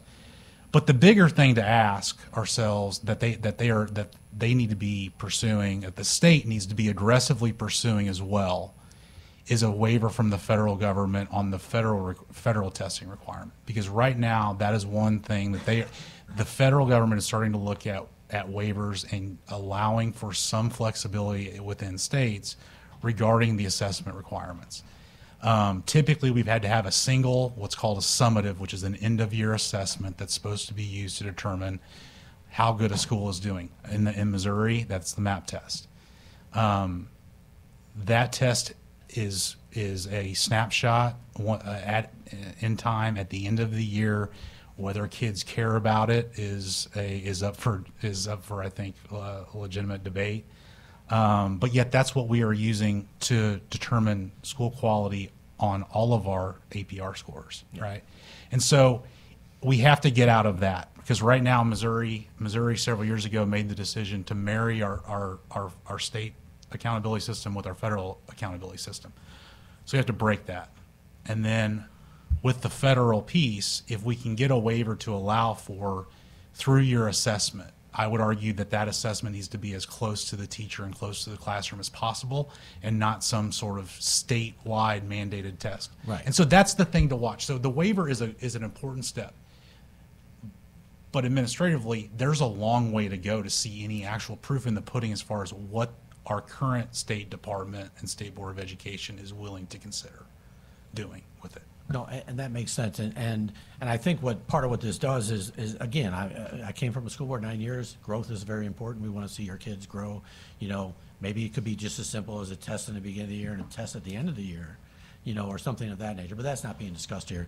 This just doubles down on on some of the stuff that we're currently doing with predictive scores and in the case that you mentioned with the 3 kids, one of them was because they were predicted to do better and they didn't, and some other stuff. Like, where does that come from? And what calculations go into it? Is it, or do we have different expectations based on who the kid is? What are those differences? I mean, it just creates all of these, and none of that is necessarily public. That's all been done through economists at the University of Missouri. But why? And correct me if I'm wrong here. I think this gives even more power to the state instead of our local school districts as we go forward. Totally. This one here is. Totally, like and that's what's frustrating from an efficiency standpoint, Senator, is that when you look at the work that's being done on a daily basis, teachers know where kids are at, because in most districts, they are utilizing assessments that they've been provided professional development on to get immediate feedback to what's going on with their students, so that they know if they're hitting their marks with them, and if they need to go back and review some things, or if we can skip ahead on some things. That's all being done.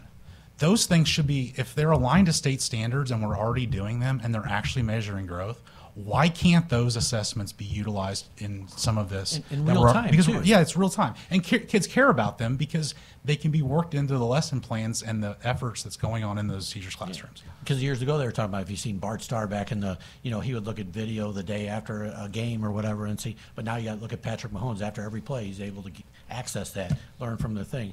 And we have school districts wanting to do that. As a superintendent, explaining how they're trying to do that as in the course of that school year. Yeah. Those are exciting things. Yeah, and that's one of the big frustrations. I know there's some dates in here, and I appreciate the dates but there's dates currently on some of the other accountability pieces that the department needs to get information out, and they frequently miss those, where we don't get map test scores back until well into the fall. And so how are they going to meet this August deadline?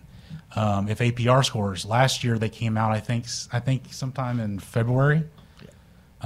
This year they came out in December. Like, it's the system we have is sort of fallen in on itself, and it's become this thing that, the phrase I've used is the emperor has no clothes, because you can't create any sort of real takeaways from the system we have to actually improve, whatever that improvement is. This may be a subjective question. Now we have a new commissioner coming in. Do you think this would tie that person's hands behind their backs? Well, I mean, it certainly says this is how the department shall do it. Okay, so thanks. All right, anybody else testify in opposition? Senate Bill 804. Anybody testify for informational purposes only?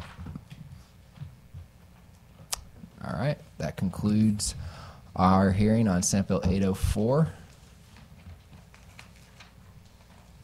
And we will now move to Senate Bill 729.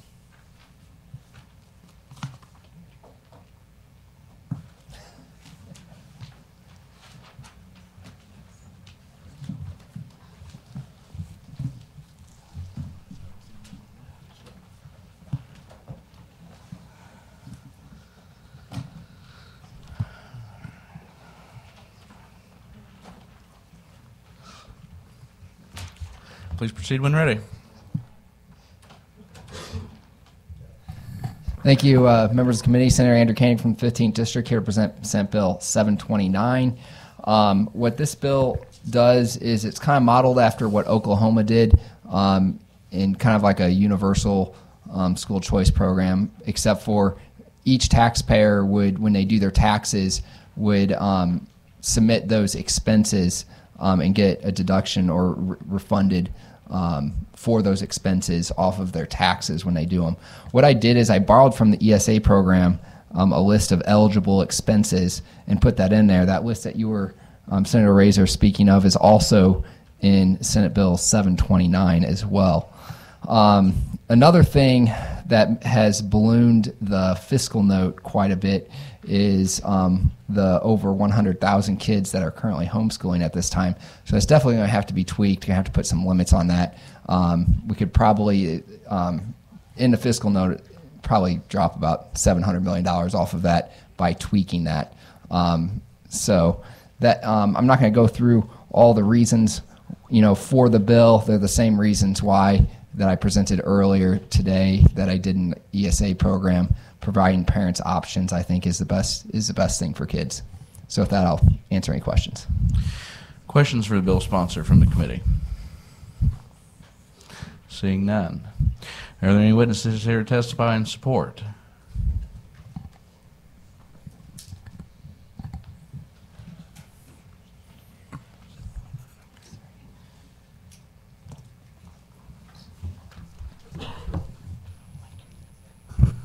Jean Evans, American Federation for Children. We'd like to go on the record in support of this bill. There is one aspect of it that we're working with the bill sponsor on that's similar to what they did in Oklahoma for very low-income families to be able to have that money, that tax credit pre-funded, so they wouldn't have to wait until they did their taxes to have that money, because it might be a challenge for families who are living paycheck to paycheck to come up with the tuition money and have to wait till the taxes. So that's something we're talking about. But it is something that we are interested in, but we are in support of this legislation. Thank you for that testimony. Any questions for this witness from the committee? Seeing none. Thank you again for testifying. Further witnesses here to testify in support Senate Bill 729. Please come forward. Make sure you filled out your witness card and proceed when ready. Thank you, Senator. Kurt Wickmer, Missouri Catholic Conference. I'd like to go on record in support. Thank you for that testimony. Any questions for this witness from the committee? Seeing none, thank you again for being here. Further witnesses testify in support. Please proceed when ready. Camelia Peterson. I'm here with Americans for Prosperity. Thank you. Those of you who know me know that this is not my typical role with AFP. And I think we've well established that education and wanting the best for our kids is not a partisan issue. I think the differences come down to how we get there as far as what the solutions are. We've all seen all of the numbers and the DESE reports and the things that have come out of how our schools are performing right now. So we don't need to go into all of that. But I think that, on policy issues, there are a lot of things that we come at in different ways, whether it's from an intellectual or a philosophical perspective. And then there are issues that are very personal and that impact us personally. And I will admit that I chafed somewhat at being here in my professional capacity, because this is also a deeply personal issue for me. And so this is, I want to also, as a mother of two daughters, 14 and 20, I want to give you my story as to why this matters to me from an education point of view. I have two daughters, and I've actually always homeschooled them. And when I was looking at the options in education when it was time for my oldest daughter to go into school, I did not like what I was seeing in the public school system, and I could not afford private school options. And I also wanted to be able to have a hand in, shaping their education to best fit their needs and instilling, the values that were important to me in them. And I will say, that is something, it was mentioned before, and with one of the other bills, is that, when you're talking about where the money goes, when we're talking about taxpayer funds, does it matter if the parents choose which school they go to, what that school teaches? And I am in agreement with the responses to that, in that I believe that is the parent's choice.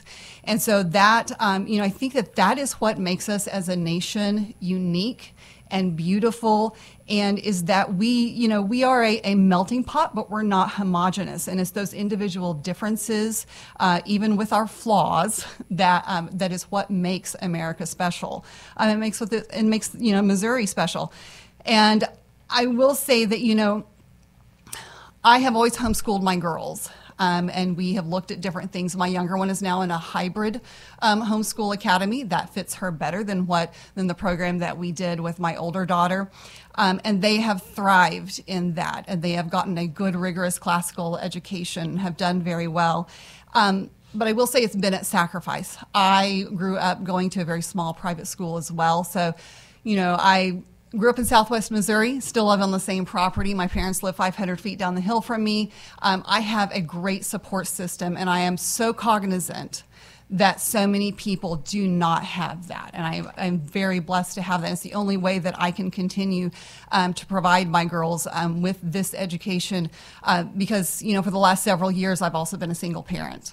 And so this is why this is really important to me. But that also means that for decades now, both my parents and I have paid into a school system, an involuntary investment, shall we say, that I haven't gotten anything out of. That's been a choice I've made, and I've been happy to do it. But even just having that money that we paid into that system alone would have made a drastic difference in the quality of our lives even now today.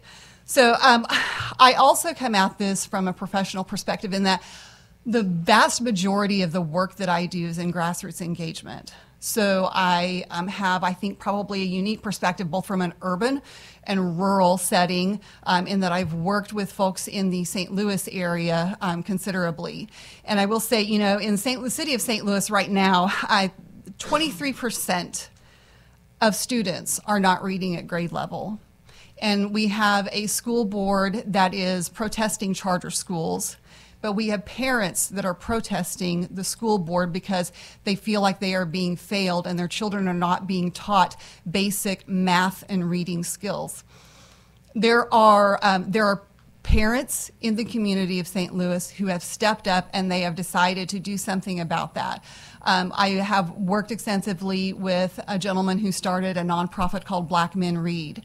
Now, his focus was something different, focusing on literacy skills with men in the community, but he has also been working in a coalition with another group that is a coalition for St. Louis kids who have been training parents. They have had reading specialists come in and train parents on how to teach reading because they've decided, since the school is not doing it, that they will do that themselves.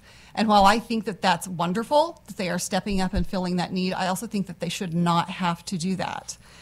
And I think that we need to acknowledge, too, that there are no perfect solutions. There are great public schools. There are public schools that are not doing well at all. I think the same holds true for almost any form of education.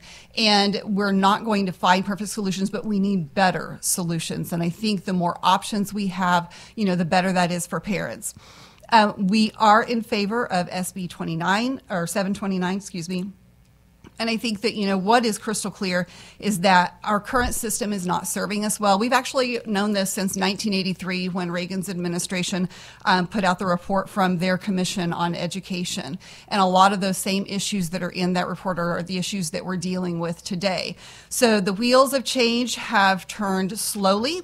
But I think we have a lot to do, and our society has innovated and is advancing very quickly, and our education system is not keeping up with that. One of the things that we like about 729 is that it does, when it comes to school choice legislation, it streamlines the process, it simplifies it. It does, as mentioned, it gives guidelines for what it can apply to. There is an accountability factor in it, in that in order to receive that tax credit, you do have to submit receipts for your expenses, and those are pretty clearly defined in the legislation as well. This is similar in a lot of ways to the federal child tax credit. And one of the interesting things to me that I did not realize until recently was that when they polled parents who take advantage of the $2,000 a year, whatever it is, for the federal child tax credit, 3 out of 10 parents use that specifically for education needs. And I can tell you, as a parent myself, we had the additional child tax credits during the COVID funding. And I can tell you that along with the traditional child tax credit, that and all those other $200 checks that we got, I put those all directly towards my daughter's tuition. So I can relate to that because I know where that money went. So that, I think that this is a good idea in that it gives parents more options. And I hope that we can all agree that parents know their children best and that they are going to know what the needs of their child are and that they can choose the best circumstances for them in terms of their education. I will note that there is one thing that we would ask the bill sponsor, one adjustment, and that is to Section 3, removing that, in that currently, as was mentioned earlier, there are no requirements for homeschoolers to notify the school district or DESE that they are choosing to not opt into that system. And I think that this is probably not necessary for them to notify or get permission from the district to do that. There are, DESE has all those stats. I think there are ways to confirm, and through, the audit aspect of things where we could confirm that the people who are taking advantage of the credit will actually, not be enrolled. Thank you for that testimony. Any questions for this witness from the committee? Yes, Senator, please proceed. Yes, I missed Senator Koenig's introduction of this bill, so either one of you can answer this, I guess. So we're talking here funding for homeschoolers and private schools, right? Yeah, it's And where's that money going to come from? well, We're going to receive the yeah, basically what it is when you do your taxes, your income tax, you basically you would get it refunded with any kind of expenses that you had that were educational based on that list on page 1. Well, let me ask you, we know that Prop C was passed in 1982 to benefit our public schools. Will any Prop C money be used for funding the homeschooler or the student that wants to go to a private school by any chance? Yeah, Prop C is in here. Prop C's in Yeah. there. Mhm. But it's money that's supposed to be spent on public schools. So, if you want to take Prop C money that's designated for the public school system since 1982, and for how many students, how much money would each student get approximately? Yeah, so we have it up to the state adequacy target, although we do need to put some parameters, especially when it comes to the homeschooling. Yeah, give me a ballpark figure. All right, 6,700. Six- 6,700. Yeah. $6,700. Well, what if we got 200 students that want to go and we multiply that times 6,000 whatever? Well, I mean, that's why the fiscal note on this bill is very expensive. Aren't we basically draining the public school money away? Well, I mean, see, I view the whole purpose of public education is educating the child. All right. Do you agree with that? All right. So it doesn't matter whether it happens in a traditional public school or whether it happens in a private school or whether it happens in a homeschool type situation or a co-op. So to me, that's all still public education. Well, see, I disagree with that. Yeah. That's public school money. So see, I don't view that money as owned by the institutions. All right, it's there to educate all the children of the state of Missouri, and that's the purpose behind it. But it was passed in 1982 to benefit the public schools. So it is public school money. And that money should not be spent on students to be homeschooled. And I don't have a problem with homeschool. I mean, I think if homeschool parents do it right, then those kids are going to get a great education. I don't have a problem with that. I don't have a problem with private schools. But these families need to pay for their child to go to a private school. So let's say you mentioned 6,700. So do you have the same viewpoint when it comes to like other government programs, whether it's like food stamps or We're talking about schools. Let's don't get into food stamps. We'll talk about that on a food stamp bill. So let's say. See, I think it's best in order to use our tax dollars efficiently, then they Okay. should go to the place that meets the need the let's best, talk and then that's about exactly how we do almost every other government program. Let's talk about efficiently the $6,700. Let's say Mary and John want to homeschool Billy, and Billy's in the 4th grade, and they get this $6,700. So they're going to take him, he finishes 3rd grade, and they're going to homeschool him in the 4th grade. And they decide, well, we're going to go downstairs here, and we're going to set this room up to educate Billy. And they're probably going to do it right. Don't get me wrong. But they're going to have to buy some supplies.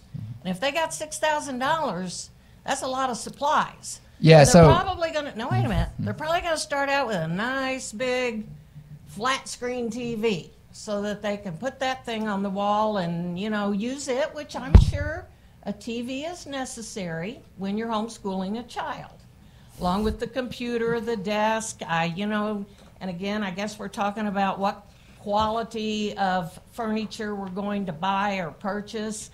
Maybe they only need to spend $1,000, then I don't know what happens to the other 5,000 something. And then this is just an example, and maybe it would happen, maybe it wouldn't. Might happen to one person and then not happen to the other 500 kids. yeah, so What if the next year rolls around and mom and dad or Billy decides, I want to go back to school. I don't want to be homeschooled anymore. I miss my friends, field trips, recess, PE. yeah, I mean, So they've got all these goods in their house, and they get to keep them.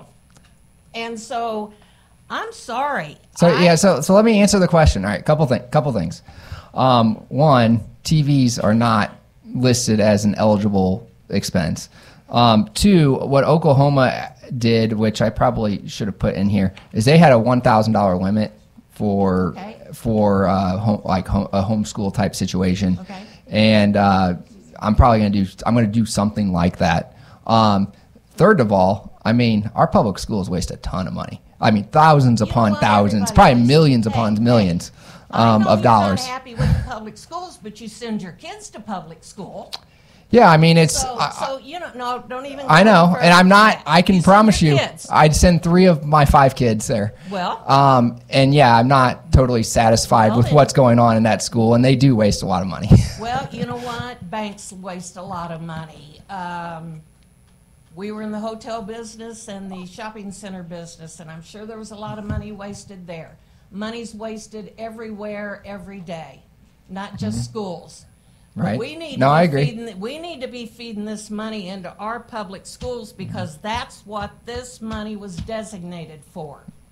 Now, let me ask you this. Can that family buy a big screen TV if they want to with that $6,000 or not? No, they cannot. It's cannot. not. It's not an eligible expense under. Can they buy a computer? A computer is an eligible expense. Okay, all right. So then they decide not to, they want to go back to school the next year, then they've got this nice computer. Of which my 3 kids that go to Parkway South were all bought a brand new computer.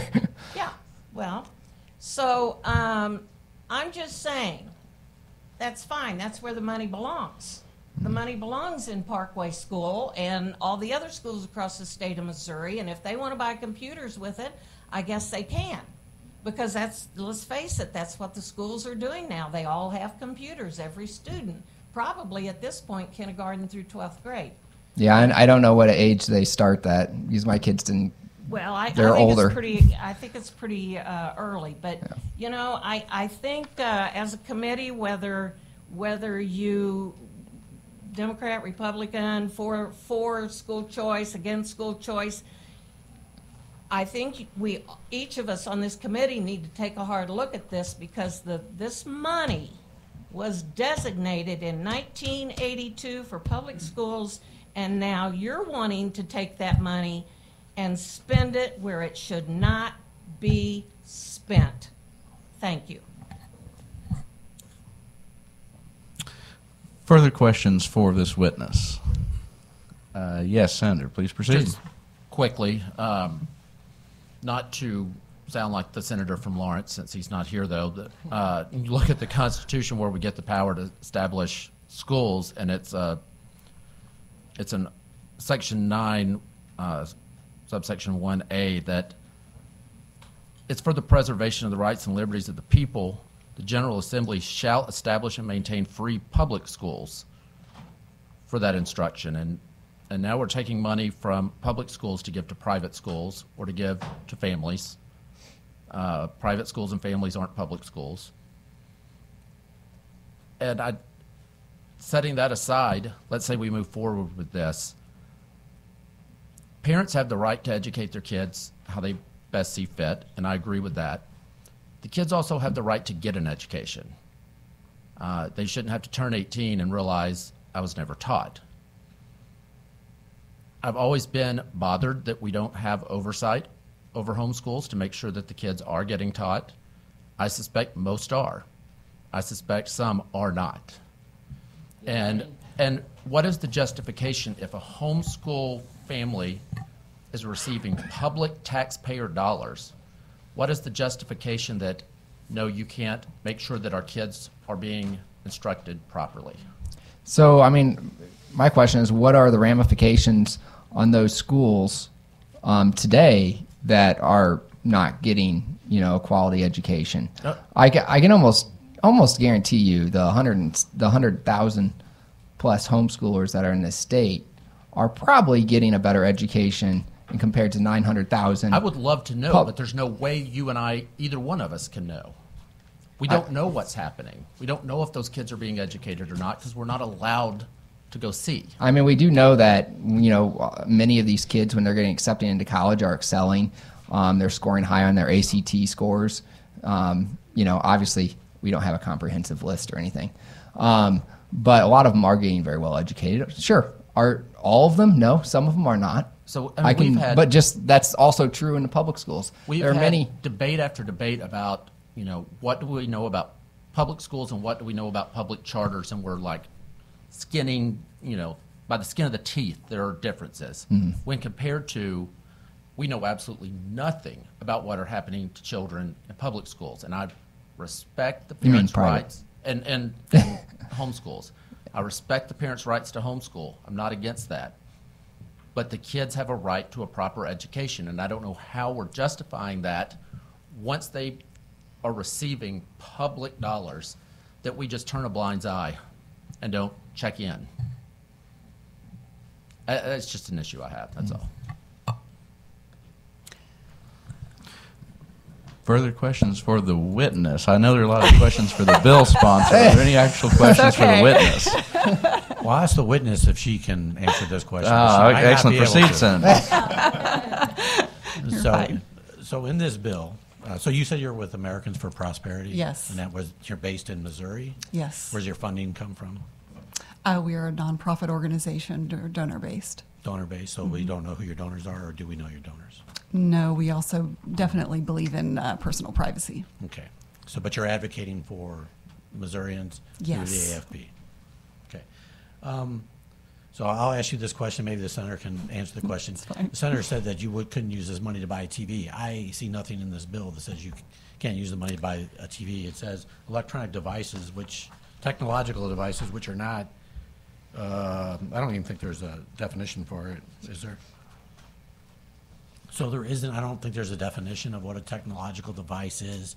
So, I mean, if we need to tighten that down, I'm fine with that. and the reason why, Senator, is we've seen in Arizona and Oklahoma and a lot of other things, there's been a lot of abuse for some of these things. That folks have taken this money, went to casinos, did some things, and blown budgets, holes in the budgets when these money comes to Yeah, I mean, folks. I'm definitely open to anything we need to do. If there's a loophole somewhere, if we need to close that, I'm fine with that. I appreciate that. But And I think the accountability factor with this also comes from that, along with this list, they would be required to submit receipts for the items that they purchase, and they can only claim that amount, and they, could be subject to an audit. So there is some accountability in place there. So in the question, I'm going to ask you this question. So, and I understand you're free market and you believe in all those things.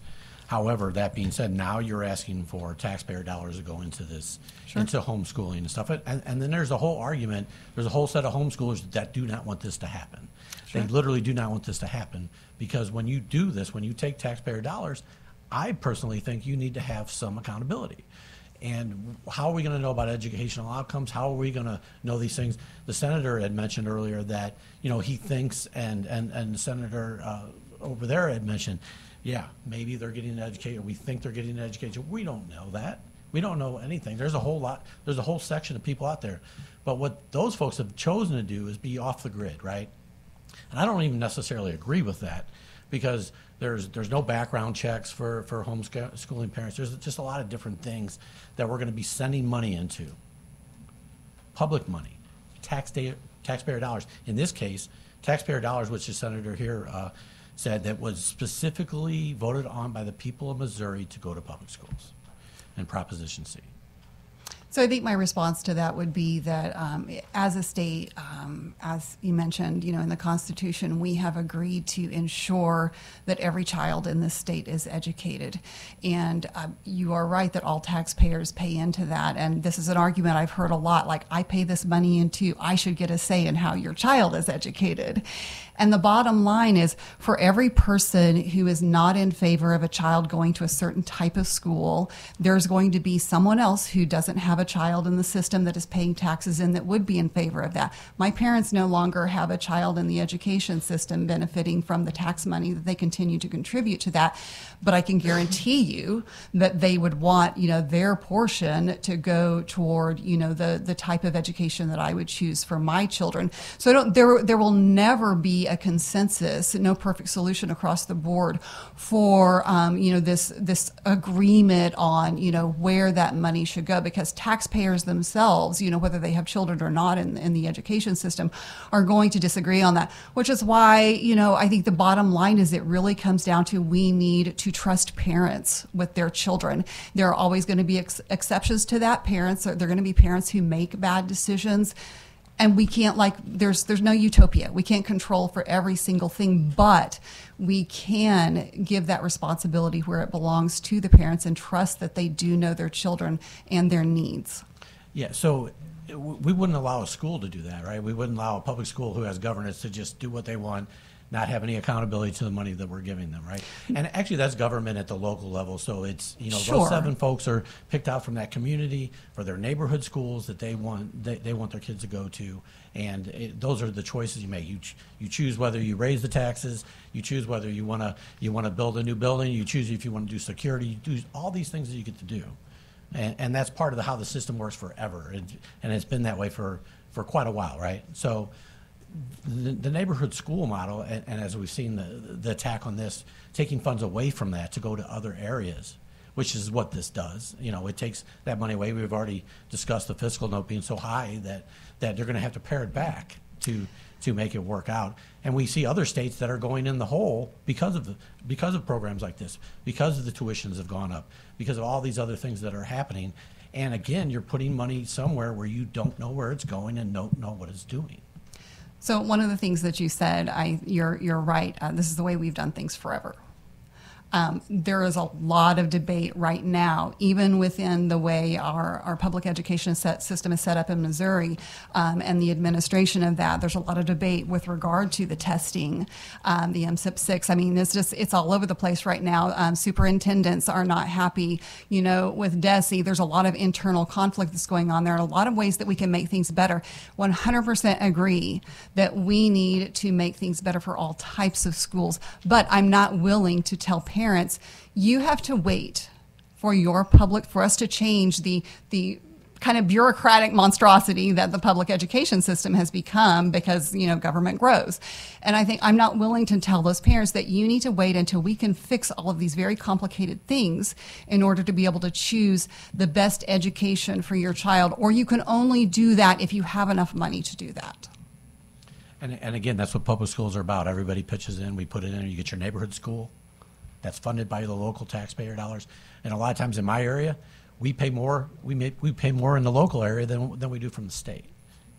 Vastly more. 80% comes from my local people, comes from there and to go into our schools, and then we pay for the other schools in the other areas too, from the area that I represent. And I don't like using the term system, but what I'm saying is this puts neighborhood schools. It takes the money out that should be going in there to actually increasing outcomes, to actually go into areas like, in my mind, areas of high poverty where we should probably be doing wraparound services. Maybe we should be helping feed that kid and do some after school and before school things to help them learn better and do all these other things that we could be doing instead of taking money back out And I think of if, that area, out of that Sure. school and out of that Well- thing to go to a homeschool, which we don't know what's happening. We don't know what they're buying. We don't know what they're going to buy with this particular thing. Yeah, we're going to turn receipt in, but, I mean, and maybe we narrow that down. But at the end of the day, we don't know if the kid's getting educated.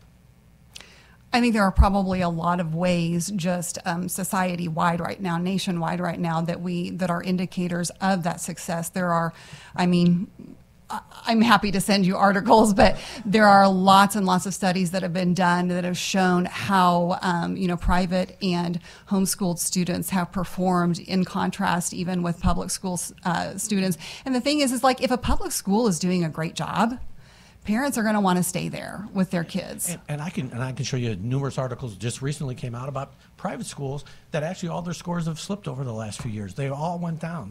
But we don't know that because there's no way to know. There's no way. There's no accountability there. But you can see that as they assess themselves, right? And that's fine. If you're taking your money and you're going and putting into that, that's your ability. We have a neighborhood school that is in your area that is governed by your neighbors and elected officials that you elected, and that's what this is about. And when you start taking money out of that, when you start taking that money out to go to other things that we don't know, which nobody, and if everybody's willing to do apples to apples here, well, let's have this discussion. If we want to have the exact same accountability measures that a public school has, go into homeschooling, go into private schools, go into voucher program, whatever the case may be, let's do it. Let's have that conversation. Let's put those exact same accountability measures across the board, and then I'm your person to have that conversation.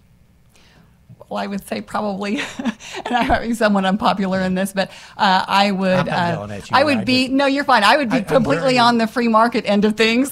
And I totally care about kids here. Well, but you're here at the free market, but sure. You're coming here to get a government. But it's subsidy. not right, and it's not perfect, right? So I think the important part is that we take steps in the right direction. And you're right, the playing field is not necessarily going to be equal in terms of what we're requiring of different things, because the process to get to a more innovative education system that serves our students well is probably going to be a little messy, and it's going to take some time. How do you measure that? If you're not, we don't have the ability to measure if you're even successful. Well, I think we measure it in things like somebody mentioned higher education with colleges and universities, and that you are not required to. Well, I'll tell you this. Here's the difference. When I graduated from the very small school that I went to that was not accredited, I had to get a GED because that's what you did at the time, because we weren't accredited, so they couldn't issue a diploma per se. Now that has changed drastically. Higher universities and colleges all the time now, almost, I don't think ever require a GED, and they don't require any certain thing. You submit a transcript just like you would from a public school. And I think that those are all indicators that they trust how children are being educated, in addition to the other things that require that, they test to come in. And we can see from those things that they are continuing to do well.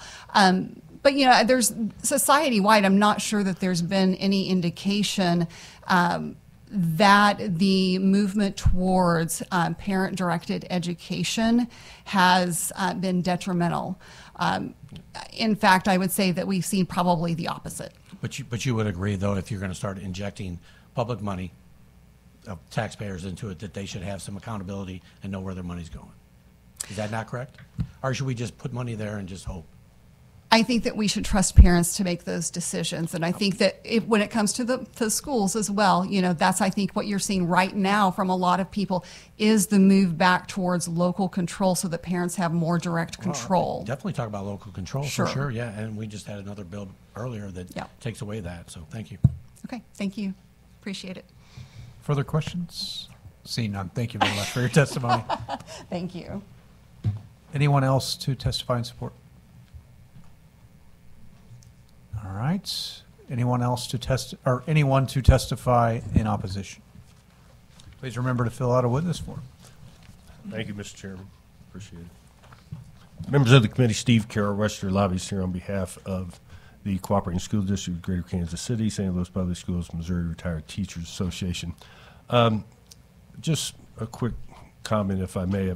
I've heard a lot about so-called failing schools today, and I get it, and parents' choice and things, but I would just ask the committee to consider looking at a bigger overview of this.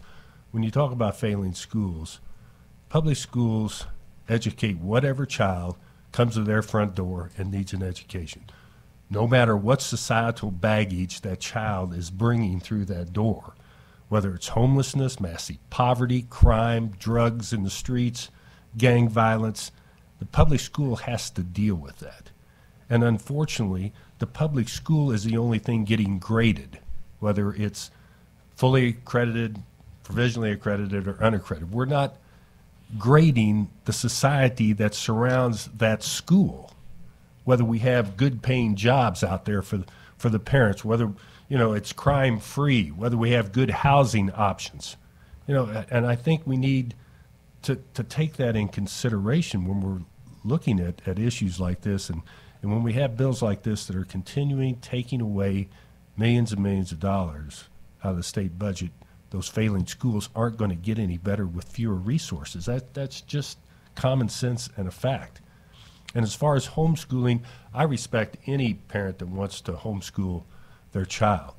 I think that's certainly their right. But when I hear a homeschooler say, I'm still paying my taxes into the school district and I'm not getting anything for it, well, I would disagree with that, because I think society as a whole benefits when we have an educated society as a whole, and that's what the public schools try to do. So I think there is a benefit for them. They choose not to send their kids there, but there's a benefit to everybody when we have an educated society, because that homeschooler may grow up and become a CEO of a company. They're going to need an educated workforce. Well, that educated workforce may have come from the public schools, and I think we just kind of need to look at this from a bigger perspective.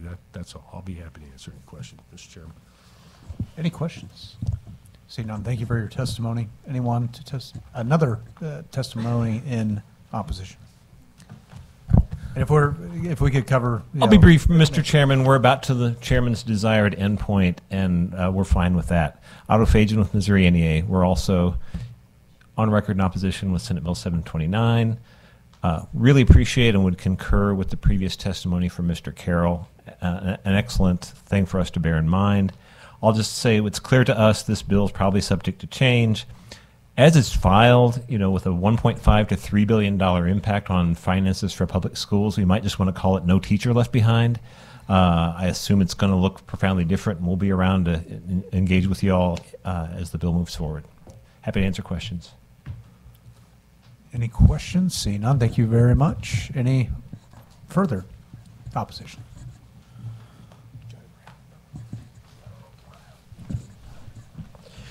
Good afternoon, Mr. Chair, members of the committee. My name is Brant Shields on behalf of the Missouri School Boards Association. MSBA wants to go on record in opposition to Senate Bill 729 for many of the exact points that Senator Gannon was making earlier. This is absolutely taking funds that were voted on by taxpayers through Prop C to fund education that is not underneath the governance of a locally elected school board of education.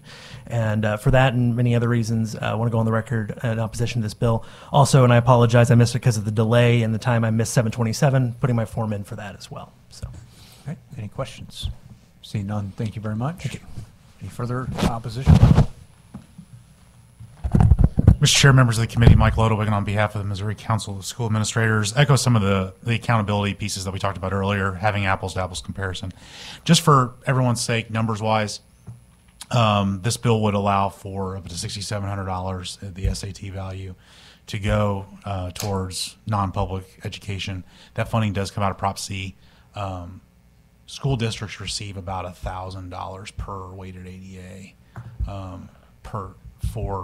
through Prop C. So essentially, one student going, $6,700 is the equivalent of Prop C values for 6 to 7 kids. So, any questions? See none. Thank you. Thank you. Further opposition?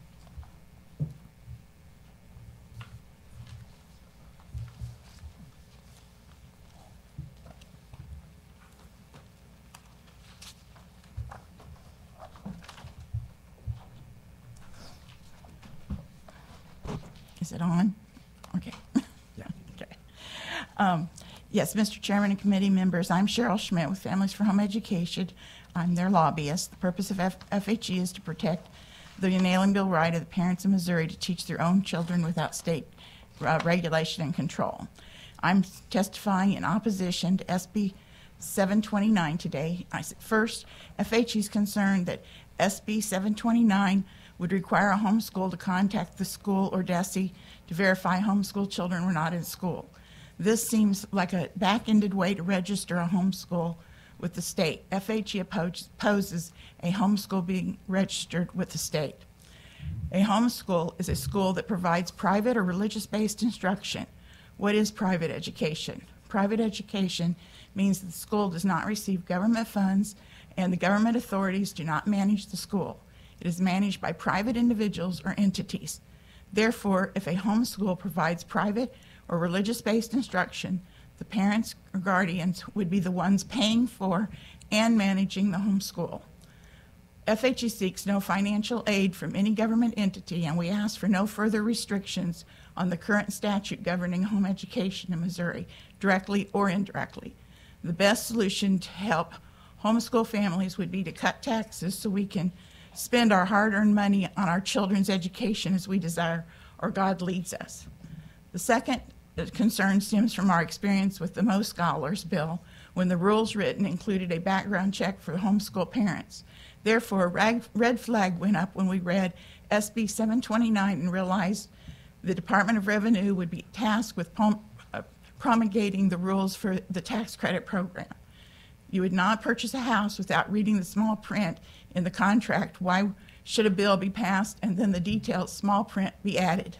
We found that after the bill is passed off to the government agency for rulemaking, the legislators that wrote the bill have very little input into their intent in the rulemaking process.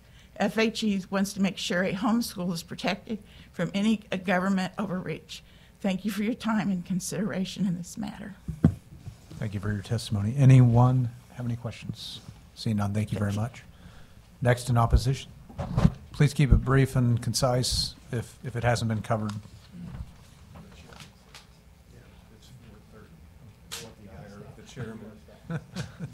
Matt Michelson with the Missouri State Teachers Association. Just go on record in opposition. We're happy to speak with you individually in your offices. Thank you. Questions? Seeing none, thank you very much. Anyone else in opposition? Going once, going twice. Anyone for informational purposes only? Seeing none, that concludes the hearing.